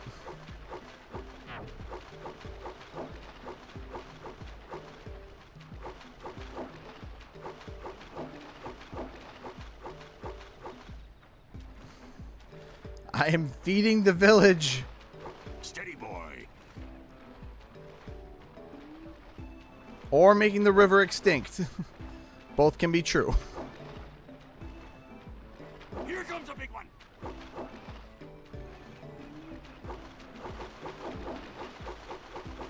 Steady, boy.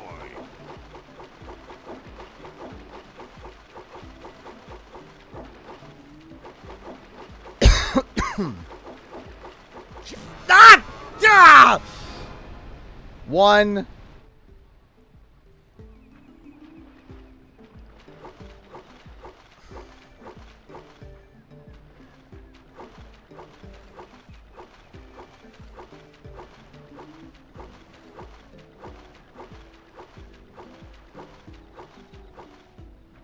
Here comes a big one.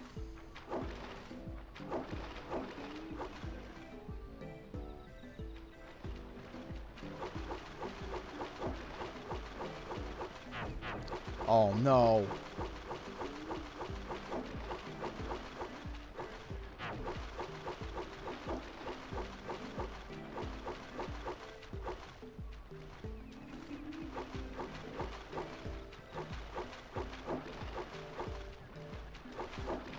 Here comes a big one. Steady, boy.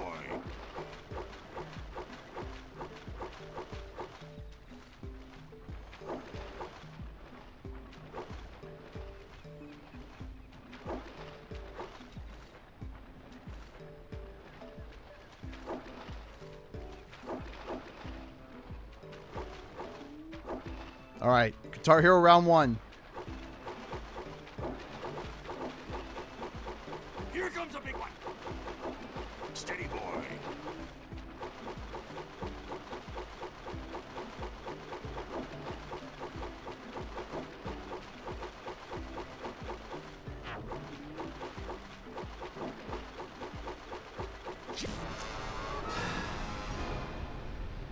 Two. I was hoping that if I stayed all the way to the left, I was going to squeeze past that one. But, all right, this is my last attempt. I can do it. I can do it. I can do it. I can do it. I can do it. I can do it. I can do it.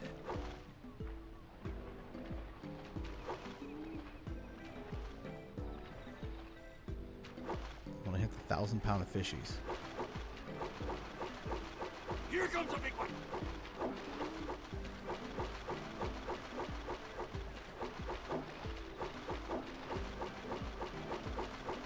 Steady, boy.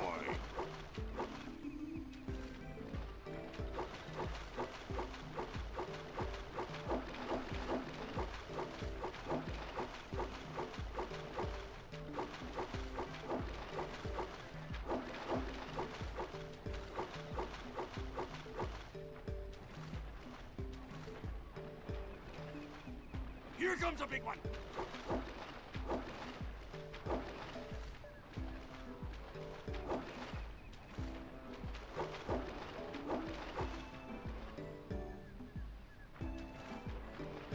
Steady, boy.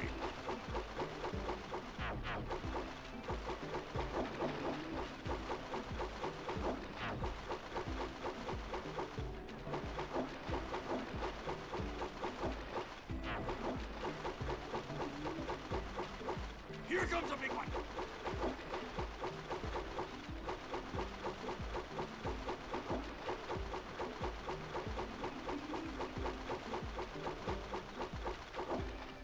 Steady, boy.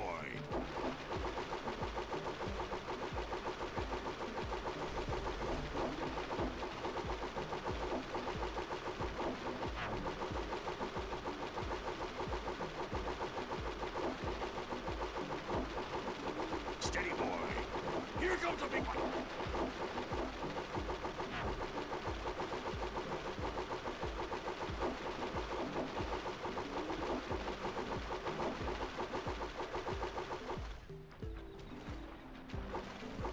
Looks like you could use a bigger net. Steady, boy.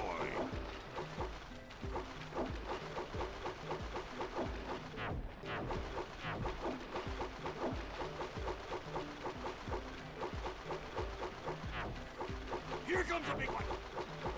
Your sails are sagging in the wind. Ah, no!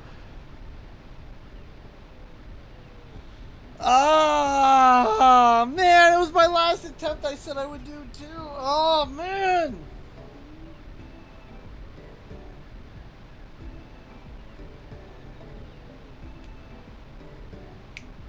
I made a promise. Well, if you want to try for the power cell sometime, you know where to find me.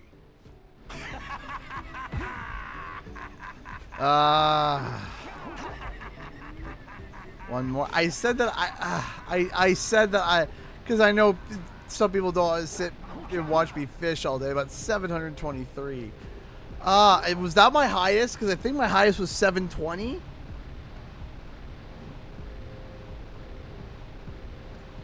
Ah, man.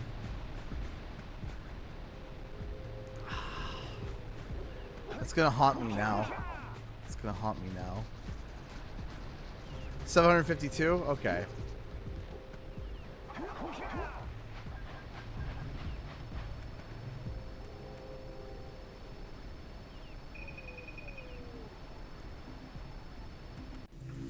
Still, I feel like if I hit 1,000, like something special would happen or something. I don't know. It's like, well, I don't know, something amazing, I guess. We should go tell that windbag of a mayor that he owes us big time for connecting the village energy beam.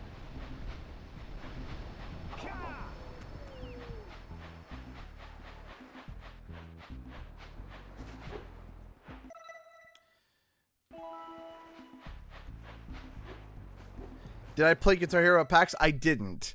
I did not play Guitar Hero at PAX. I played Guitar Hero at... we went to an arcade. And we played Guitar Hero there.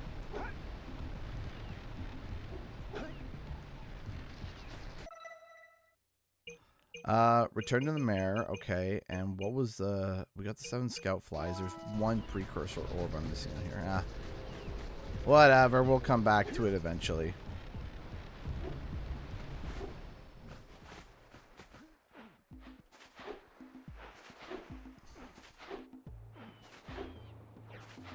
Oh no, this was definitely the template for Twinsanity, 100%. Like, there's no doubt about it that this was, you know... Let's go check out old Fish Brett's speedboat at the dock.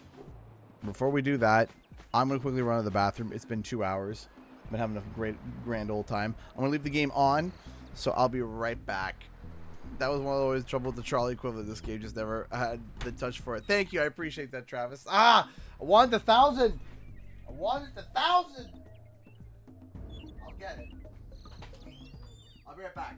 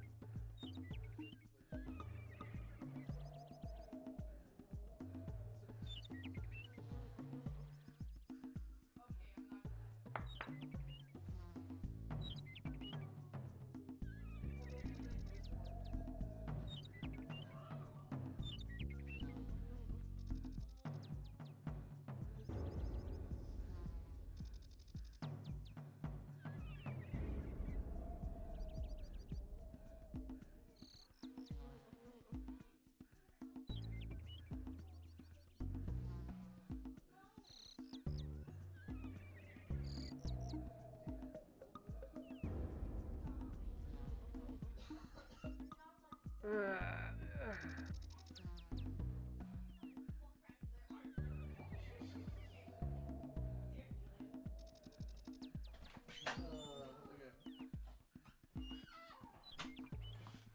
back. We're back. Okay. Okay. Yeah, I was delayed because I was forced to watch a curse video, so I responded in kind. I'm not going to share it because it's mature, but has anybody seen that video of the guy that came out today losing his marbles looking for the guy's daughter? Has anybody seen that video?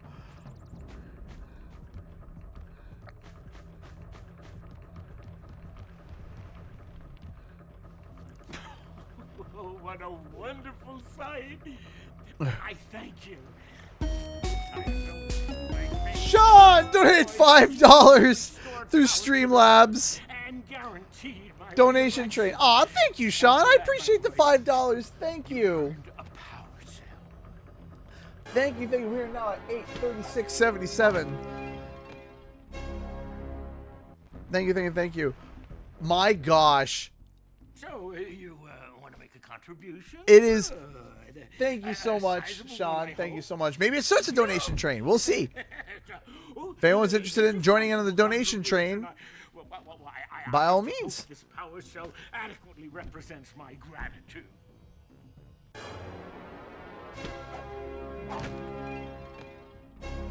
I'm not going to share it, but I'm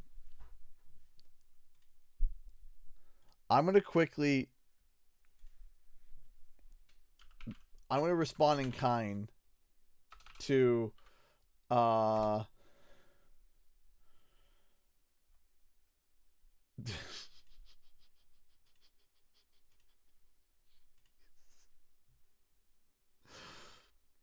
if you want to find it on Twitter, I'm saying it to Mason now. Just type in Dresden in the search. Dresden. Dresden. You'll find it immediately.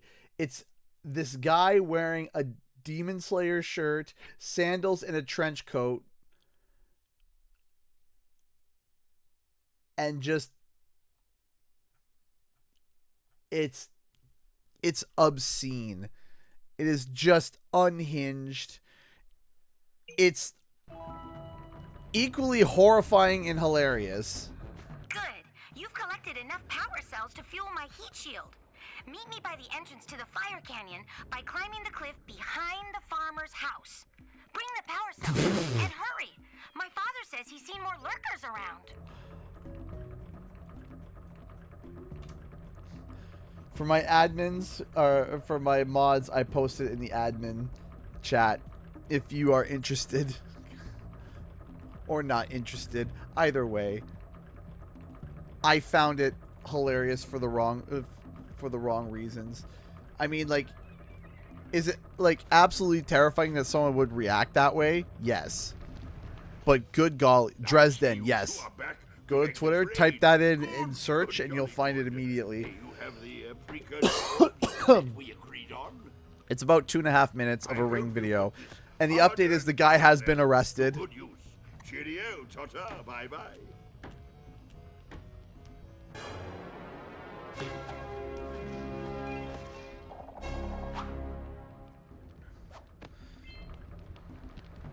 You know, start fair. Fair.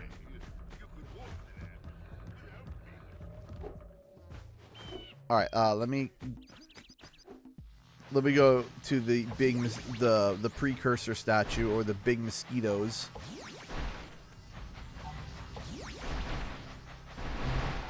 Update: this guy's been arrested. That's one heck of a thing to walk into. Yeah, so I was just talking about a video that I saw on Twitter that's starting to go viral of a guy absolutely just gone batty in the worst way possible on a Ring camera.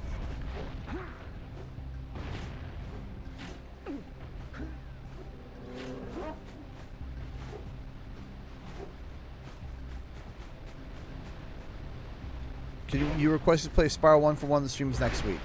Okay, I will do what I can. I'm going to need to set a reminder for myself.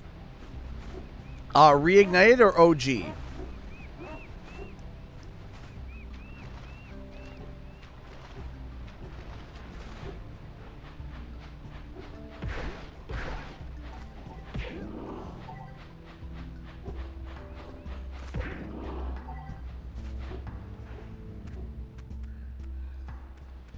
Where am I going in?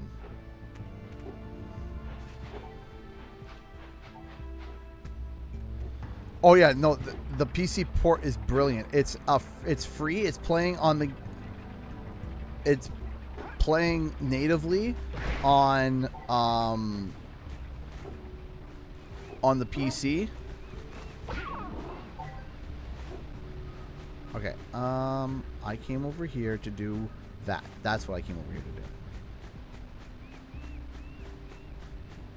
Either or you pick. Okay.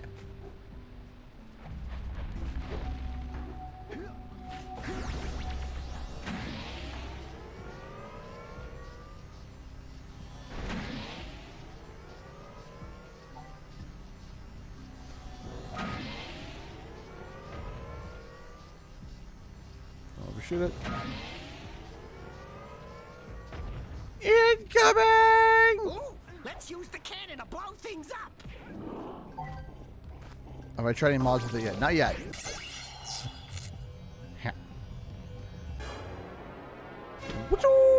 Dunk. I do wonder where do those power cells go? Oh, my sister and mom were coming over. We started watching Lord of the Rings. Oops, that's okay. It's a good excuse to stop watching the stream. Is hey, you want to watch Lord of the Rings? Yes. Get some! Get some!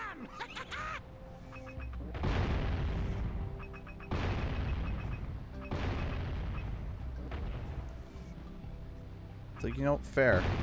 Fair.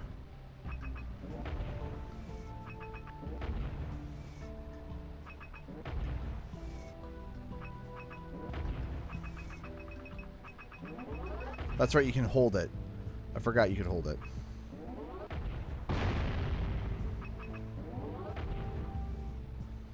Come on.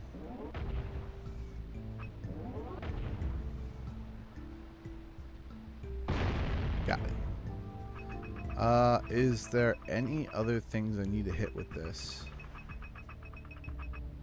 I don't think so, so I think we're good.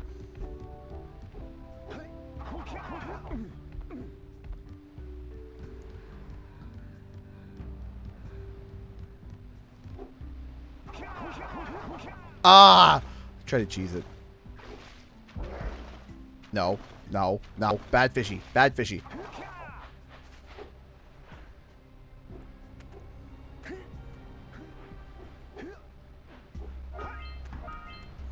I do want to try out Voodoo Vince. I do want to, you know, we kind of focus more on, we do mostly focus on like PlayStation-esque mascots, but we do cover Nintendo once in a while. And whenever Xbox kind of dabbles into it, we sometimes dabble there too. There's no like clear, there is like, yes, there is clearly a theme, but I also follow what people like, right? So if there are people that are like, hey, we really want you to talk about this, I try. But yes, there is, I mean, I'm not going to sit here and deny, there's clearly a preference for PlayStation platformers. Alright, I'm not going to be like, what do you mean? What do you mean? You know, because, you know, some people would be like, oh, no, we don't have, you know, it's like, no, you know, we clearly do. Yes. I got the precursor orbs. Yes.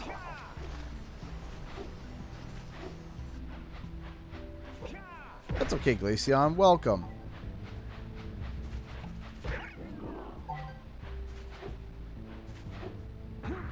Ow.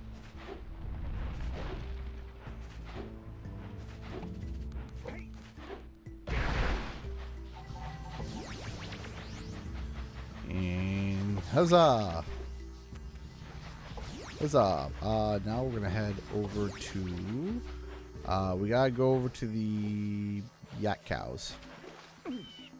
Come on, I'm stuck. Let me get unstuck. Excuse me. Hurry up with those power cells. I'm waiting at the head of Fire I missed 2 Canyon, orbs? at Okay. the top of the cliff behind the farmer's house. We will get there. Eventually.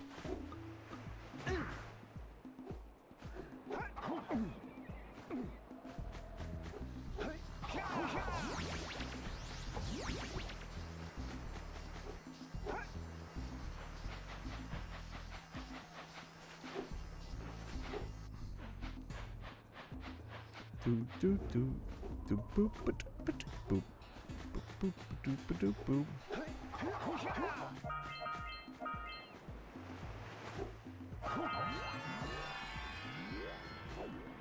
Cool.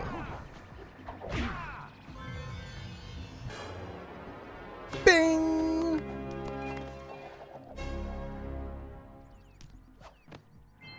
I have not tried.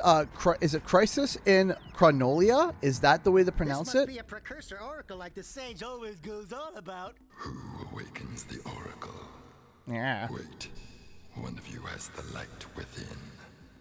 From before time, I have watched and waited for the true hero to return. Present to me 120 precursor orbs for each power cell I contain. 120. For your gift, another power cell is yours.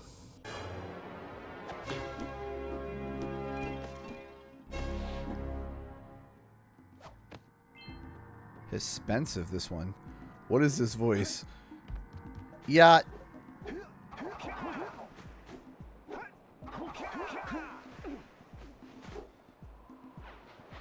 Wee. Wee.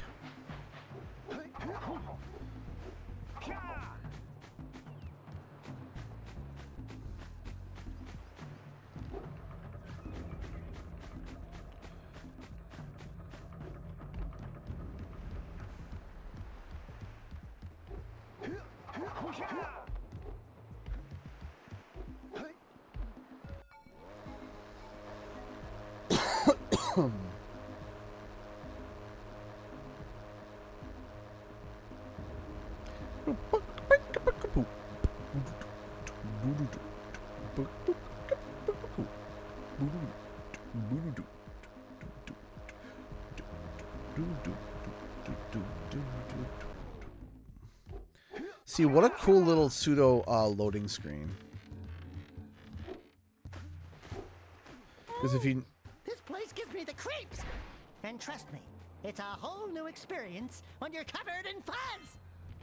So, some people asked what is Daxter. He is an Otzel, which I will admit that I thought was a real creature. It's a cross between an otter and a weasel, Otzel. When I was a kid, I had heard, oh yeah, he's an Otzel. I just assumed like, oh, that's a real animal, and I just put it into my brain. And years later, I was like, ooh, you know, I saw like a meerkat or something. I can't remember what animal I saw. I was like, oh, it looks like an Otzel, and everyone looked at me like I had 4 heads. I was just like, what? You know, an Otzel. I see the sculptor's muse. And it's like, and everyone's like, what's an Otzel? And I was like, you know, kind of orange, you know, the cute little fuzzy fellas, right? And then everyone was like, oh, that's neat. And no one corrected me on it. Because everyone just thought that, you know, wow, CG is teaching us something new. And I was like, yeah, Otzels. And then one day someone said, wait, they said, do you mean like from Jak and Daxter? I was like, yeah, like from Jak and Daxter. Like, you know that's fake, right? I was like, what? And they're like, that Otzels aren't a real thing. And I felt like my face. But no, I'm talking like I was like in my 20s when I found out they didn't exist. That's why I'm horribly embarrassed. I was like in my 20s. Because just My parents never corrected me. None of my friends corrected me. No one corrected me.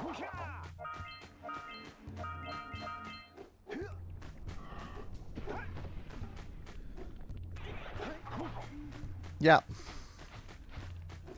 Yeah, so there was that thing.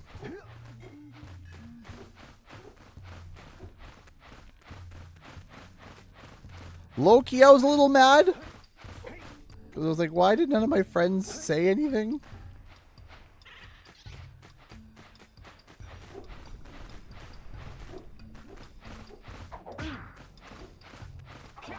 Forget how to... There we go. Got it.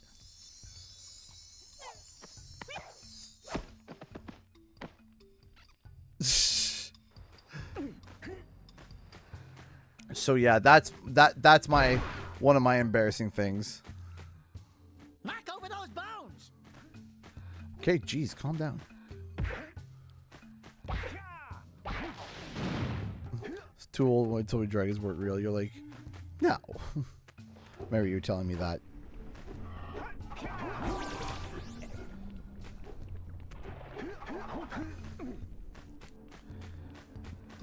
Okay, hold on.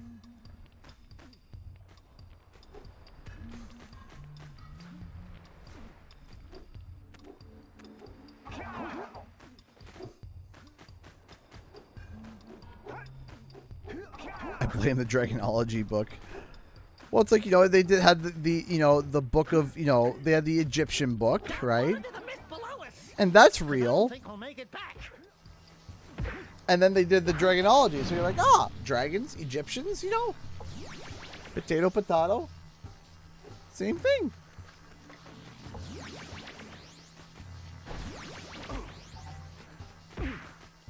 There we go.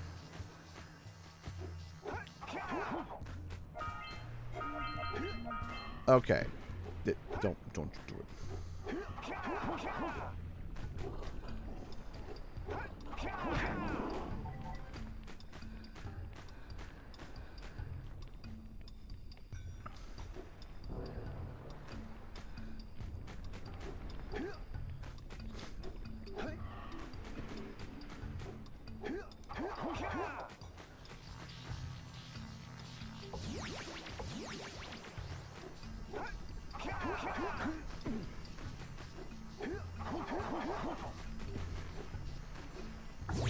Ha!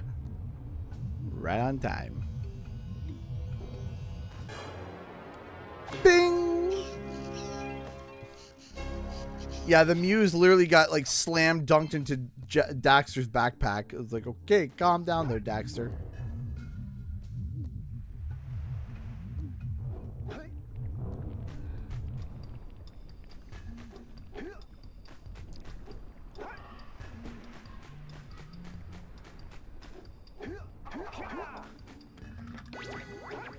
Red Eco makes your attack stronger.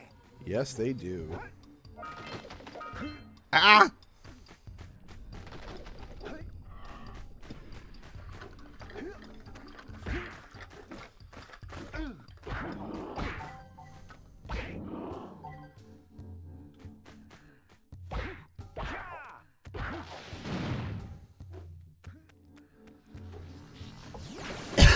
You're back. We remember what happened the last time we were here. It's an ambush, Jack! It's an ambush! Calm down, Daxter.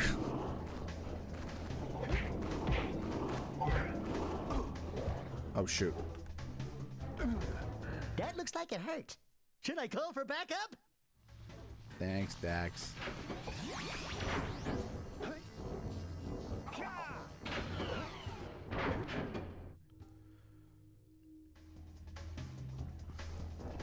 Get the Red Eco! To the moon, Alice!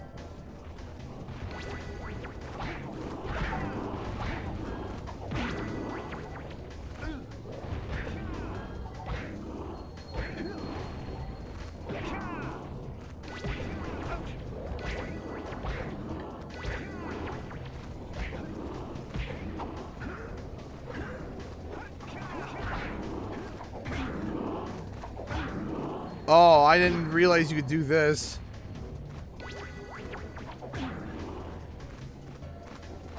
Cheese it. Oh, we love to cheese it.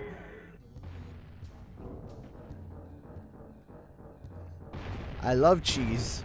Cheese emojis up. This place gives me the willies. Let's keep you out of the ooze, okay?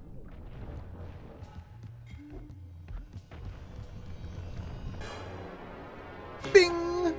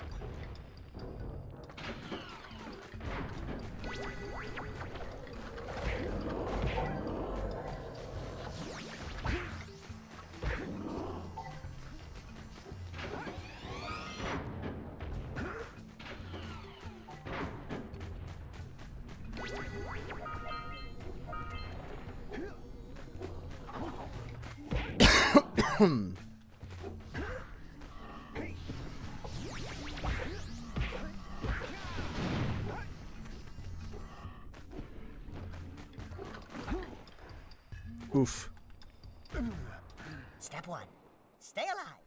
Step 2, think about not doing something like that again. And that's okay. That you know, I think that, you know, the Spyro fan games are really cool. I haven't played too many of them, and I know I should play more.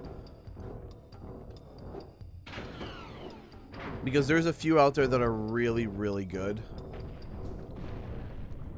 I've seen some of Crystal Fissure's videos on them, and some of them are just, they look very excellent. And I know a lot of people have been talking about Crisis in Chronolia. Is it Chronolia? I want to make sure I'm pronouncing it right.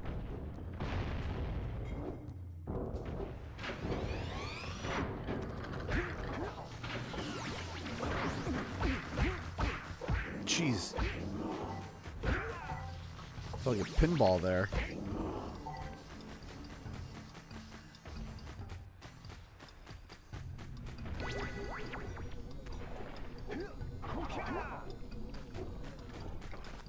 Boop.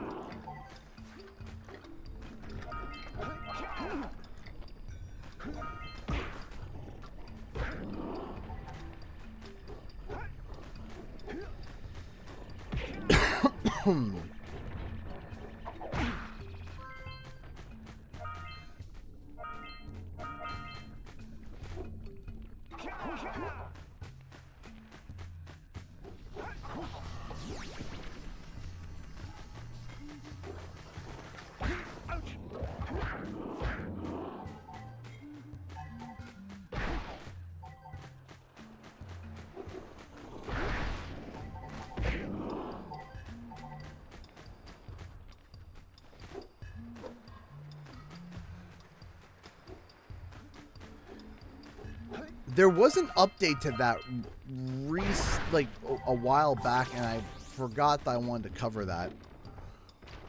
Oh jeez. No, no, no, no.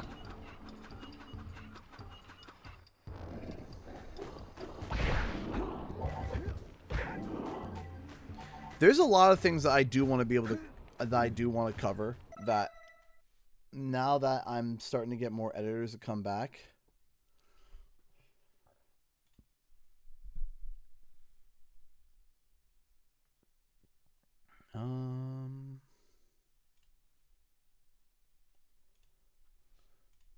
Why is this not working? Doo-da, doo-da.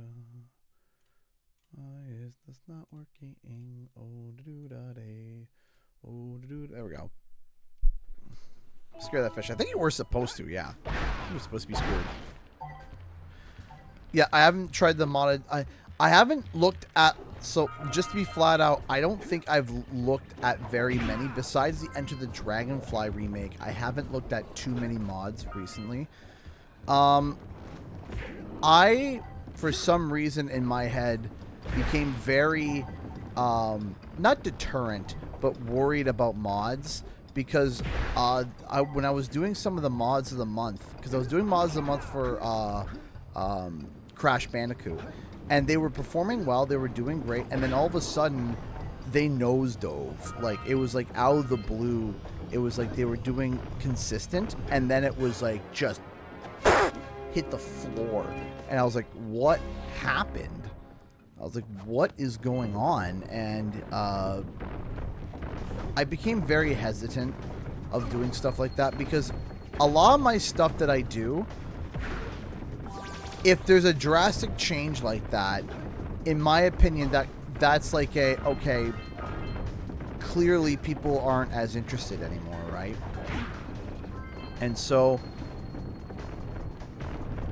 and I feel bad because I know there was, I know that there, not all, but I knew that there were some people that really liked seeing their mods featured, and I love to talk about them and feature them and show the different stuff. But unfortunately, it was weird. The interest for those nosedove, and so my thought process is always like, hey, when people are kind of, you know, tired of it, you kind of stop. And the only time that I really don't do that for is for Spyro 4. And the reason why I don't do that for Spyro 4 is because it also is like news, right?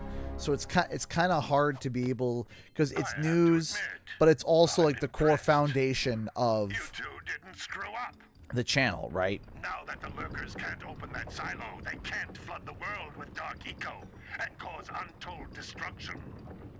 Wipe that ridiculous grin off your face, Daxter. The two of you have plenty to do. Get on with it. But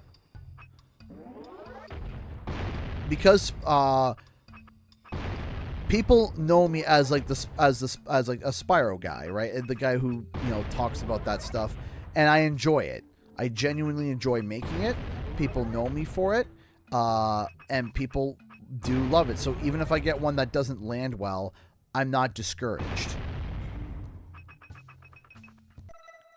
Wrong button. But when I do something that it was started off as a series and then all of a sudden nosedives, it's kind of, hey, Corbin, I kind of get like the feeling that's like, okay, people are not so interested in this anymore, right? So when it comes to mods, I got very much concerned as to what happened there. And I will admit, I kind of, and it's a flaw of mine, I kind of like, I'm very much the type of person where if it's doing consistently well, I'll keep working on it, and if people like it, I'll keep doing it, and I'll keep trying to improve upon it. But if I get one that is such like a nosedive, my internal clock panics, and it goes, okay, stop.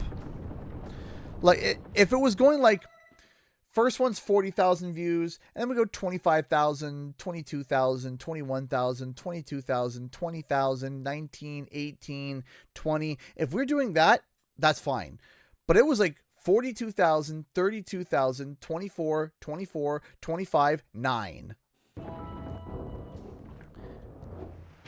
And it was just like, whoa!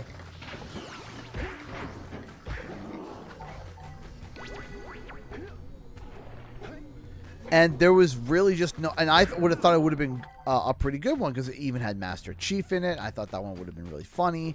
And it, you know, I kind of quickly pulled the plug on it. Not saying it was a smart decision. Not saying it was the right decision. I'm just telling you that that was how my internal clock goes. When something drops that steeply, that quickly, you know, there's a part of my brain that screams, pull the brake. Like, hold the phone, stop the presses, what's going on here? Why did that happen?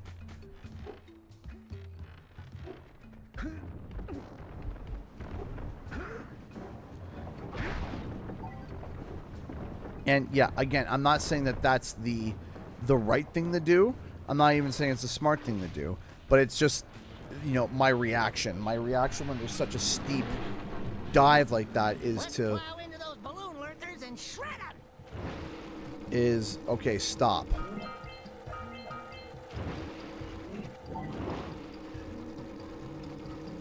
So I do want to get back into doing mods and stuff if people are interested.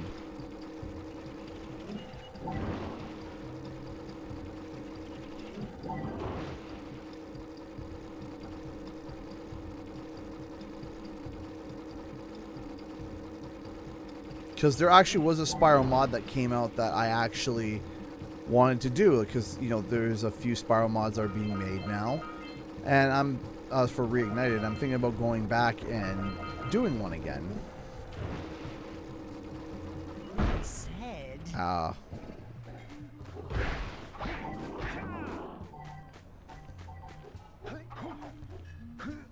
Hold on. There's a technical difficulty going on right now upstairs. One second. I'll be right back. Hang on.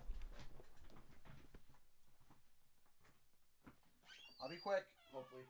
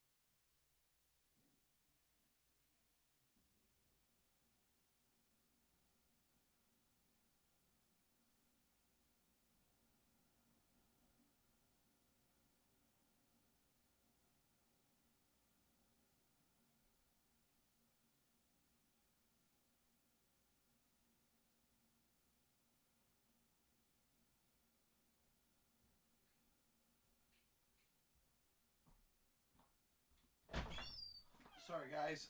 Took a little longer than expected, but we're back. Sorry. My bad.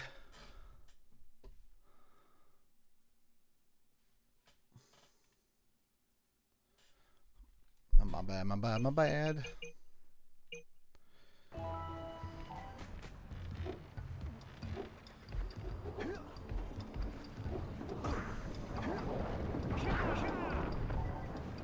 Oh, Jesus, 10:48. Okay, I'm going to try to get this challenge done.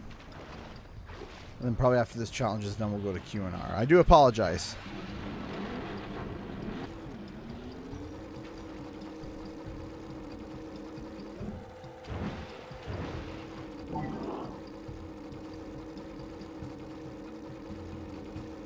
Okay.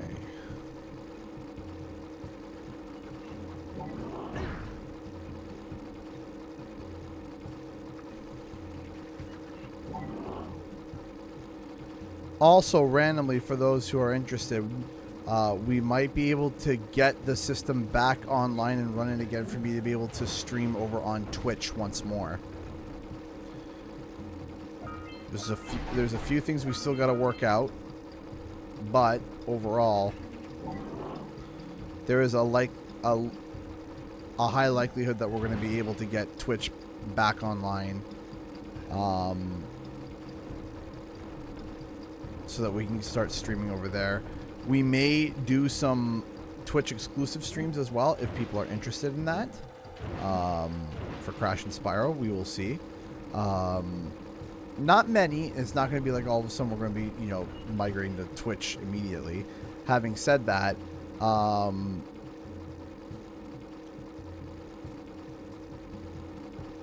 I gotta see what. Because also, too, the rules for streaming over on Twitch would be a little bit different from the rules that we have on YouTube, right? It'd be a little bit different.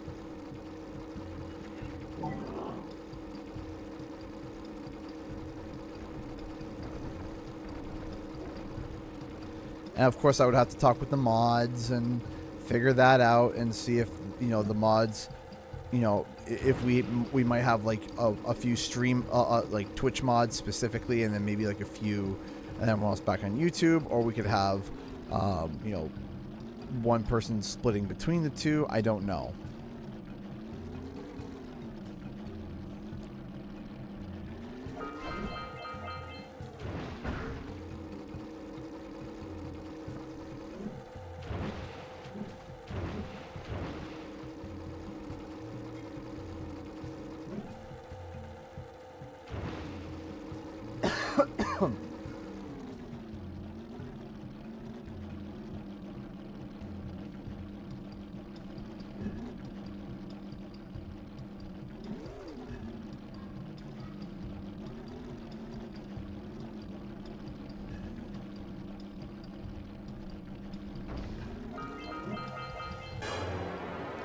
Ding!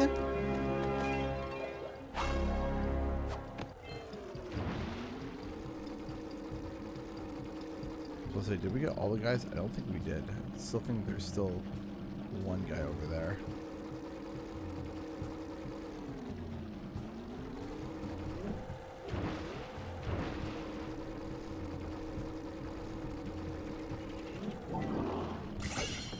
See, I am hoping, the one thing that I kind of wish that I mentioned in my video that I look back on, I'm like, you know, I think it would have been better if I mentioned that because I kind of bypassed it, was... Good! You stopped all the mind-dropping lurkers. They've been threatening the waters around our village for weeks. Bring your zoomer back to the transpad and I'll teleport it back.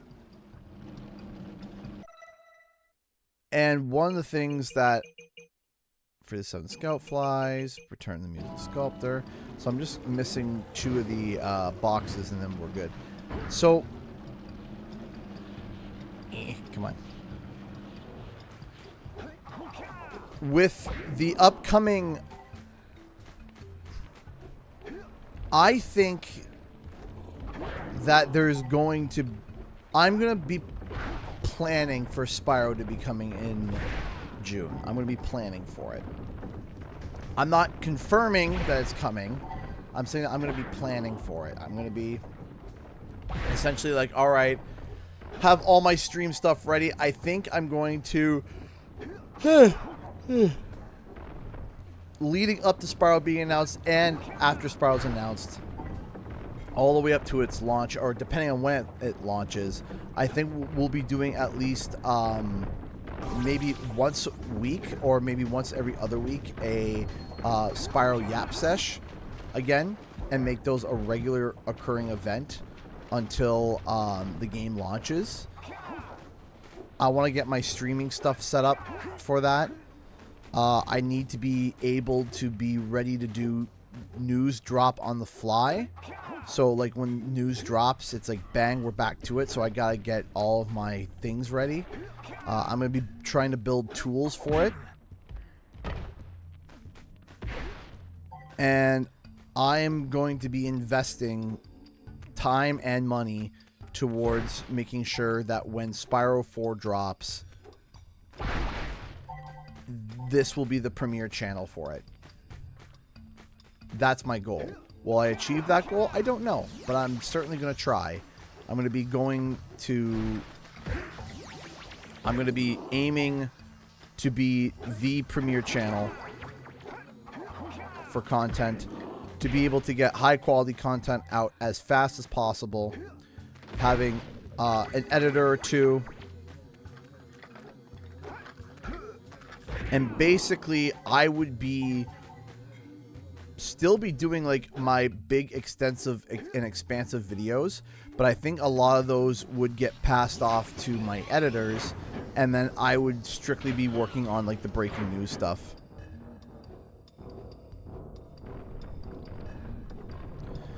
Oh, I know what some of the people's tune will be. Some of the tunes that people will sing is, oh, well, to try to be like, oh, I was right anyway, is, oh, well, the game looks bad.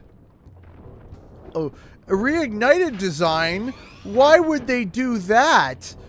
It's like, I mean, because it overall is popular and it did really well. Well, I didn't like it. Ergo, my opinion is the only one that matters, and ergo that now means, because already I'm seeing a lot of people on Reddit again. I hate it because it pops up on my phone and I don't even want to look at it, but it pops up. It's like, oh, I hated this in Reignited. Oh, Reignited was so bad in every way possible, and then they point out like a minute thing that was different. That was like, okay, like, you know, and then it just,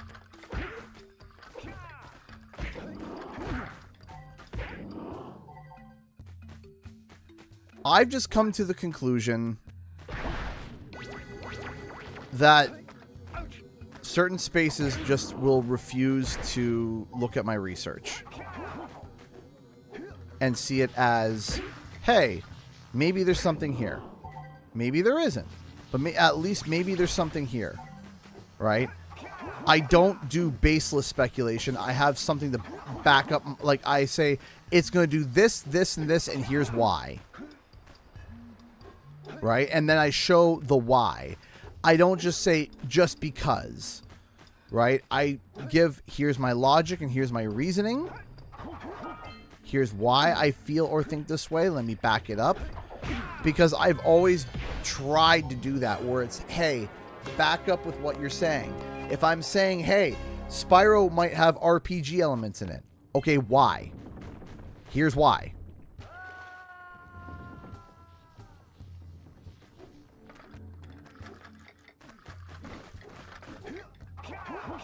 Shoot. And then some people say, okay, well, at least there's a why. And I'm okay with that. But no, I've lost friends. I've lost friends over it. People that I've deeply cared about, and they no longer talk to me anymore. And it sucks, because they were friends that I considered very dear to me, and they leave, and it sucks.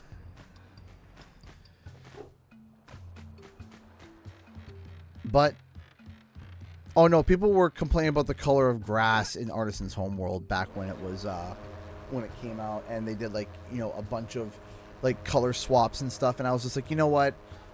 I made a joke about it back in the day. I made I made a video that was pretty brutal, and people still quote that video to me today, where I did put on my Bubble Bass voice, because I use Bubble Bass as an example of like the angry Reddit character is Bubble Bass. I know color theory, and I have thrown rocks at some of the stuff I have. Where are you?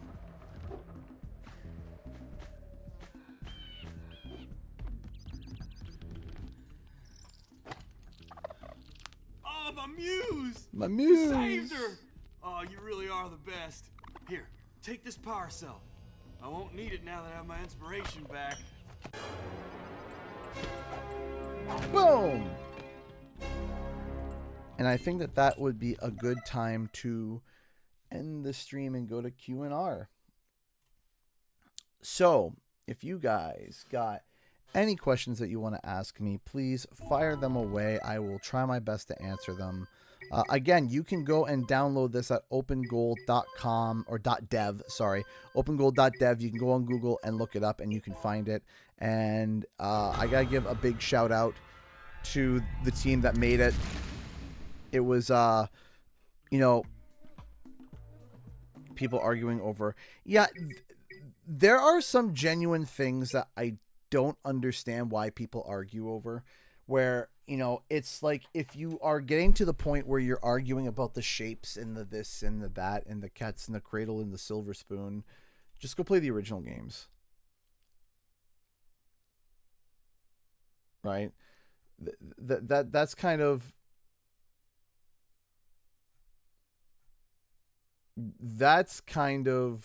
where I'm at. It's like go to the original games.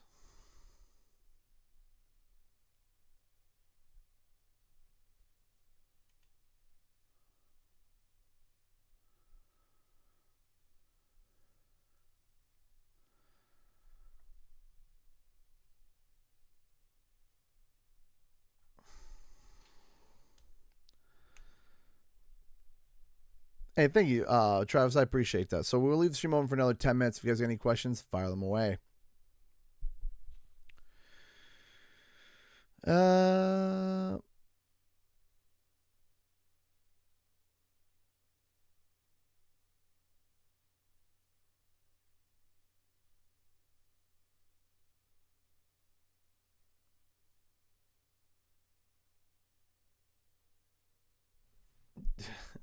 So I'm not a big fisherman.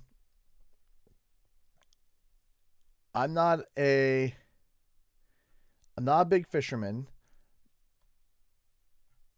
but I'm trying to remember.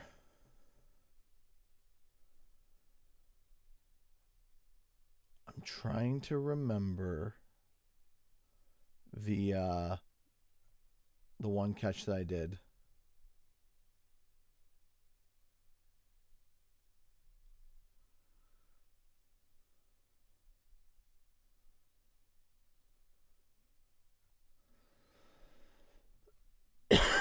Excuse me.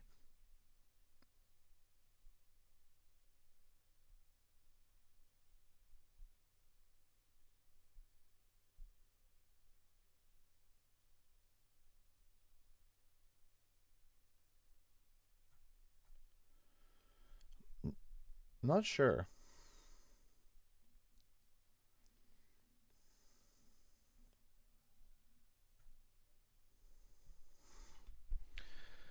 Great video today. Thank you. I appreciate that.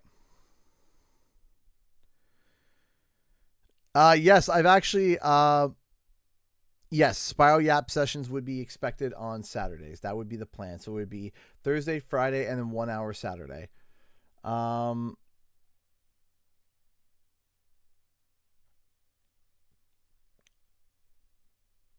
That would be the plan.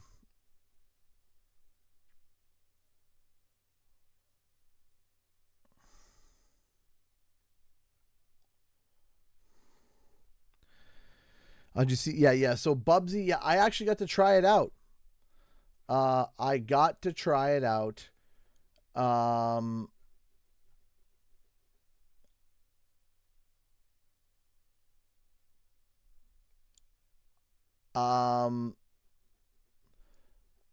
I got to try it out at PAX, and what I think is kind of funny about what's it called, Bubsy, is that the way the game plays, it plays very similarly like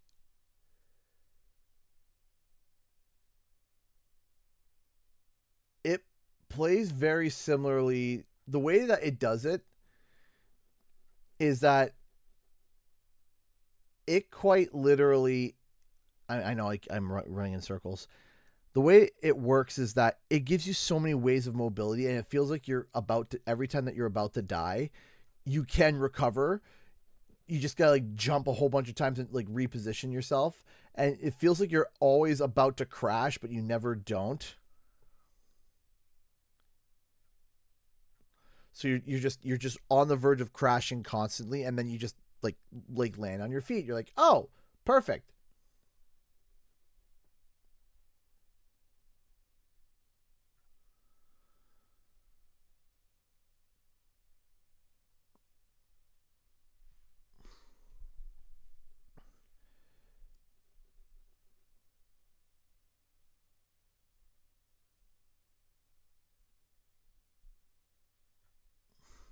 So yeah.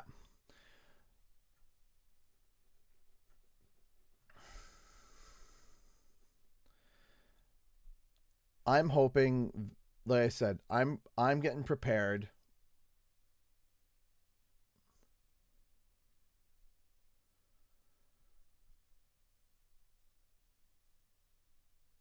I'm getting prepared for when for the summer. Just K Sean donated $5 to Super Chat. Thank you so much. You think next Crash game will go a more open sandbox route or continue with the linear levels or a marriage of both? It depends on who's doing it. It depends on who's doing it. So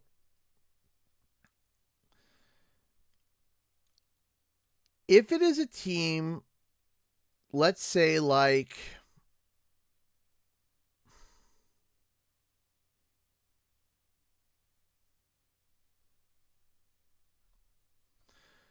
let's say Radical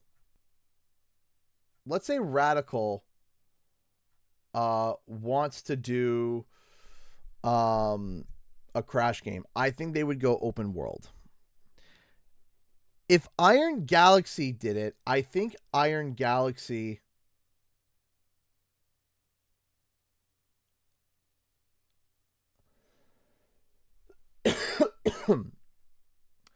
I think Iron Galaxy would go for the more status quo. I think that it all depends on the studio who's doing it. And I think that also means, look, will you guys, it's not a rant, but will you guys allow me to take my subjective hat off? Okay. Let me take my subjective hat off and let me try to put a set of an objective hat on. Okay. So give me a moment here. Just pardon me a second here. Out of all the games that have come out for Crash Bandicoot, which were the most successful, critically and commercially?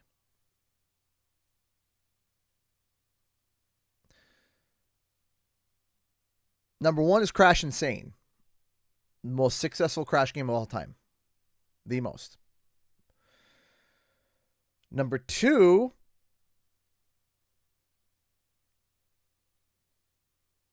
is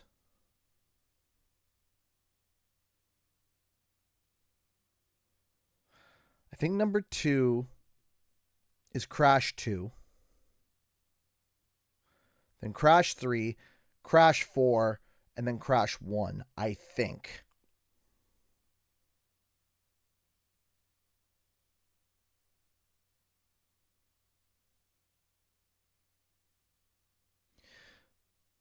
But, and then below that is Wrath of Cortex.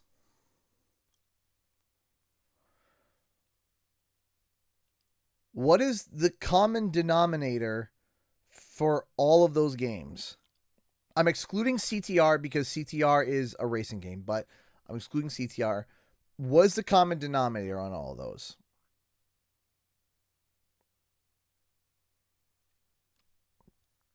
It's the more linear levels.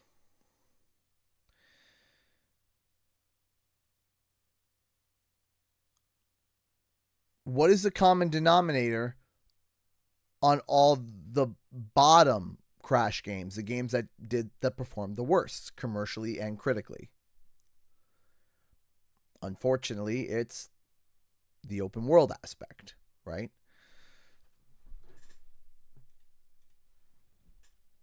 So if you get a studio that's playing it safe, they're going to go the traditional route. Like, I'm curious for a second. I'm very curious just to see, because I don't want my own brain, my subjective brain, to get in the way here. I want to make sure that I am, you know, being accurate here. Let me look up Crash of the Titans. Okay.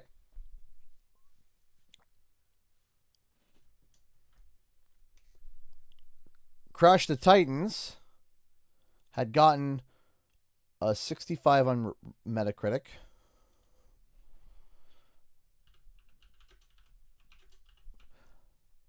I still don't understand why a lot of people get angry whenever I talk about Metacritic scores. I don't know. I don't get it.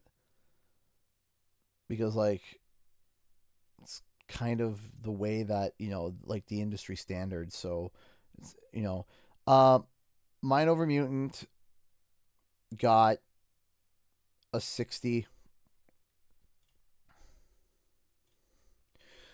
Twin Sanity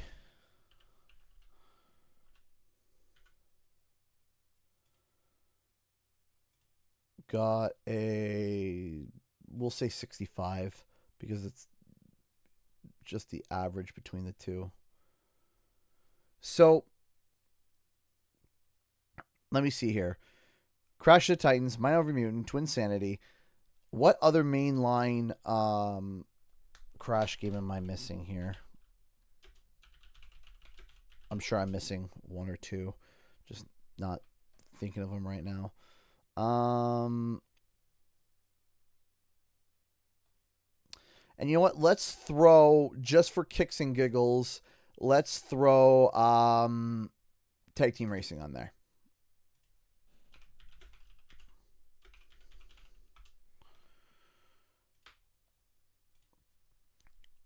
Because it's got the 3D aspects. That one scored an average of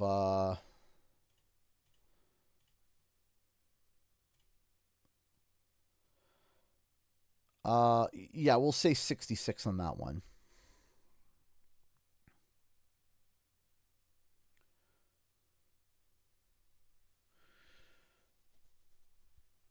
Make a wish. All right, make a wish. So now I will admit the some of the review scores for the original Crash Bandicoots do get a little funky. But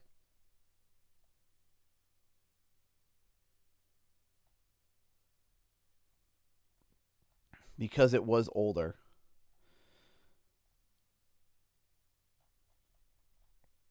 but let me see here. Warped scored a 91. Insane scored 80. It's About Time scored an 85. And Wrath of Cortex scored a 66. Am I missing anything else? And of course, you got the original games, which it's kind of hard to get like the. So we go Crash 1 review scores. It's kind of hard to get it, because I don't like doing. I do not like doing reviews that are post from when the game launched, because people that review it now, there's a nostalgic, right? But we got an equal scoring here, I think. Crash of the Titans, Mind Over Mutant, Twin Sanity, Tag Team Racing. Then you have Warped, Insane, 4, and Wrath of Cortex, right?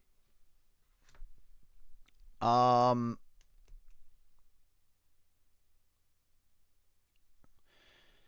then what you do with the law of averages is typically you remove the lowest and the highest for each.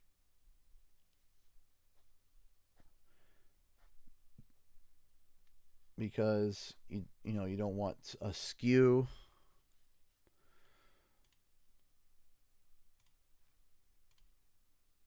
I like to do that anyway, because you got breakouts that are like way too up there, or you don't want to. So to give you an idea, the average for a 3D platformer linear Crash Bandicoot game, you're going to score an 82.5 on Metacritic, and then for an open world Crash Bandicoot, you're going to get a 65 on Metacritic.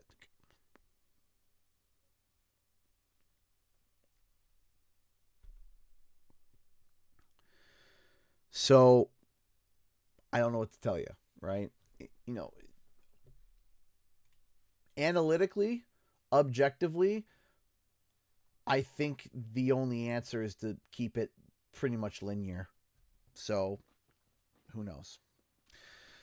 I think that Toys for Bob is going to be swinging for the hills. They're going to be doing RPG elements. They might bring some stuff from Shadow Legacy. They might be bringing stuff from everywhere. They might be going for everything. But also trying to keep it within big but different. So yeah, there's that. Last question that I'll answer. If you could wave a magic wand to swap the popularity levels of Spyro and another more popular franchise, what franchise would you swap his level with? Ooh, that's a good one.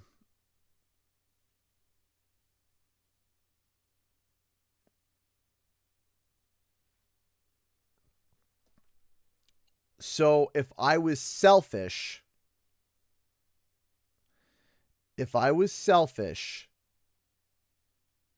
I would say Pokemon, because Pokemon is the biggest IP franchise in the world. It's Pokemon. When it comes to merch, when it comes to all the stuff, Pokemon. But what I would do is I would swap with something that is more popular, but putting that second thing in a place that isn't so bad that the fans would be livid, though no matter what, they would be livid whichever fan base I say. I'll say Sonic. If I could wave a magic wand and swap the popularity levels of two games, I would swap Sonic and Spyro. Because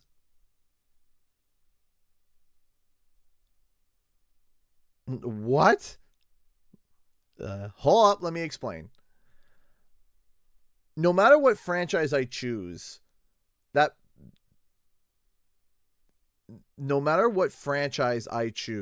there's going to be people angry about that, right? If I say Mario, right? If I say Mario, well, now I'm being greedy, right? If I say Pokemon, I'm being greedy. So I'm like, okay, what would be something that is like higher in popularity that would go down to Spyro's level and it not cause as much damage, I think maybe Spyro or Sonic. But here's the thing. Here's why I'm not picking Pokemon. If I pick Pokemon, then all of the media that was made for Pokemon is gone now. Right? This is what I'm thinking. I'm thinking the original show, all the amazing games that came out for it, all the amazing designs, all these things are essentially gone.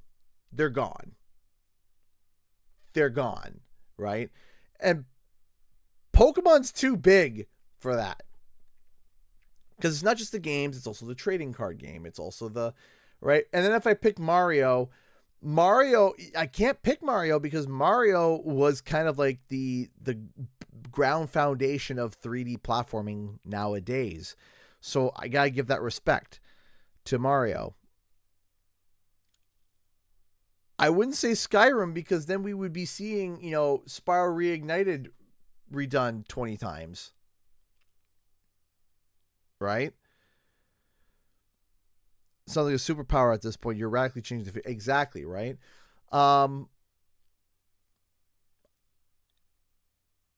My thought process behind that is also what would be something that would be... I also think achievable. I also think achievable for Spyro, but also not overly greedy, but also allowing the other fan base to still get content, to still get games, to still get stuff. And I think Sonic, because I feel like Sonic is a good balance.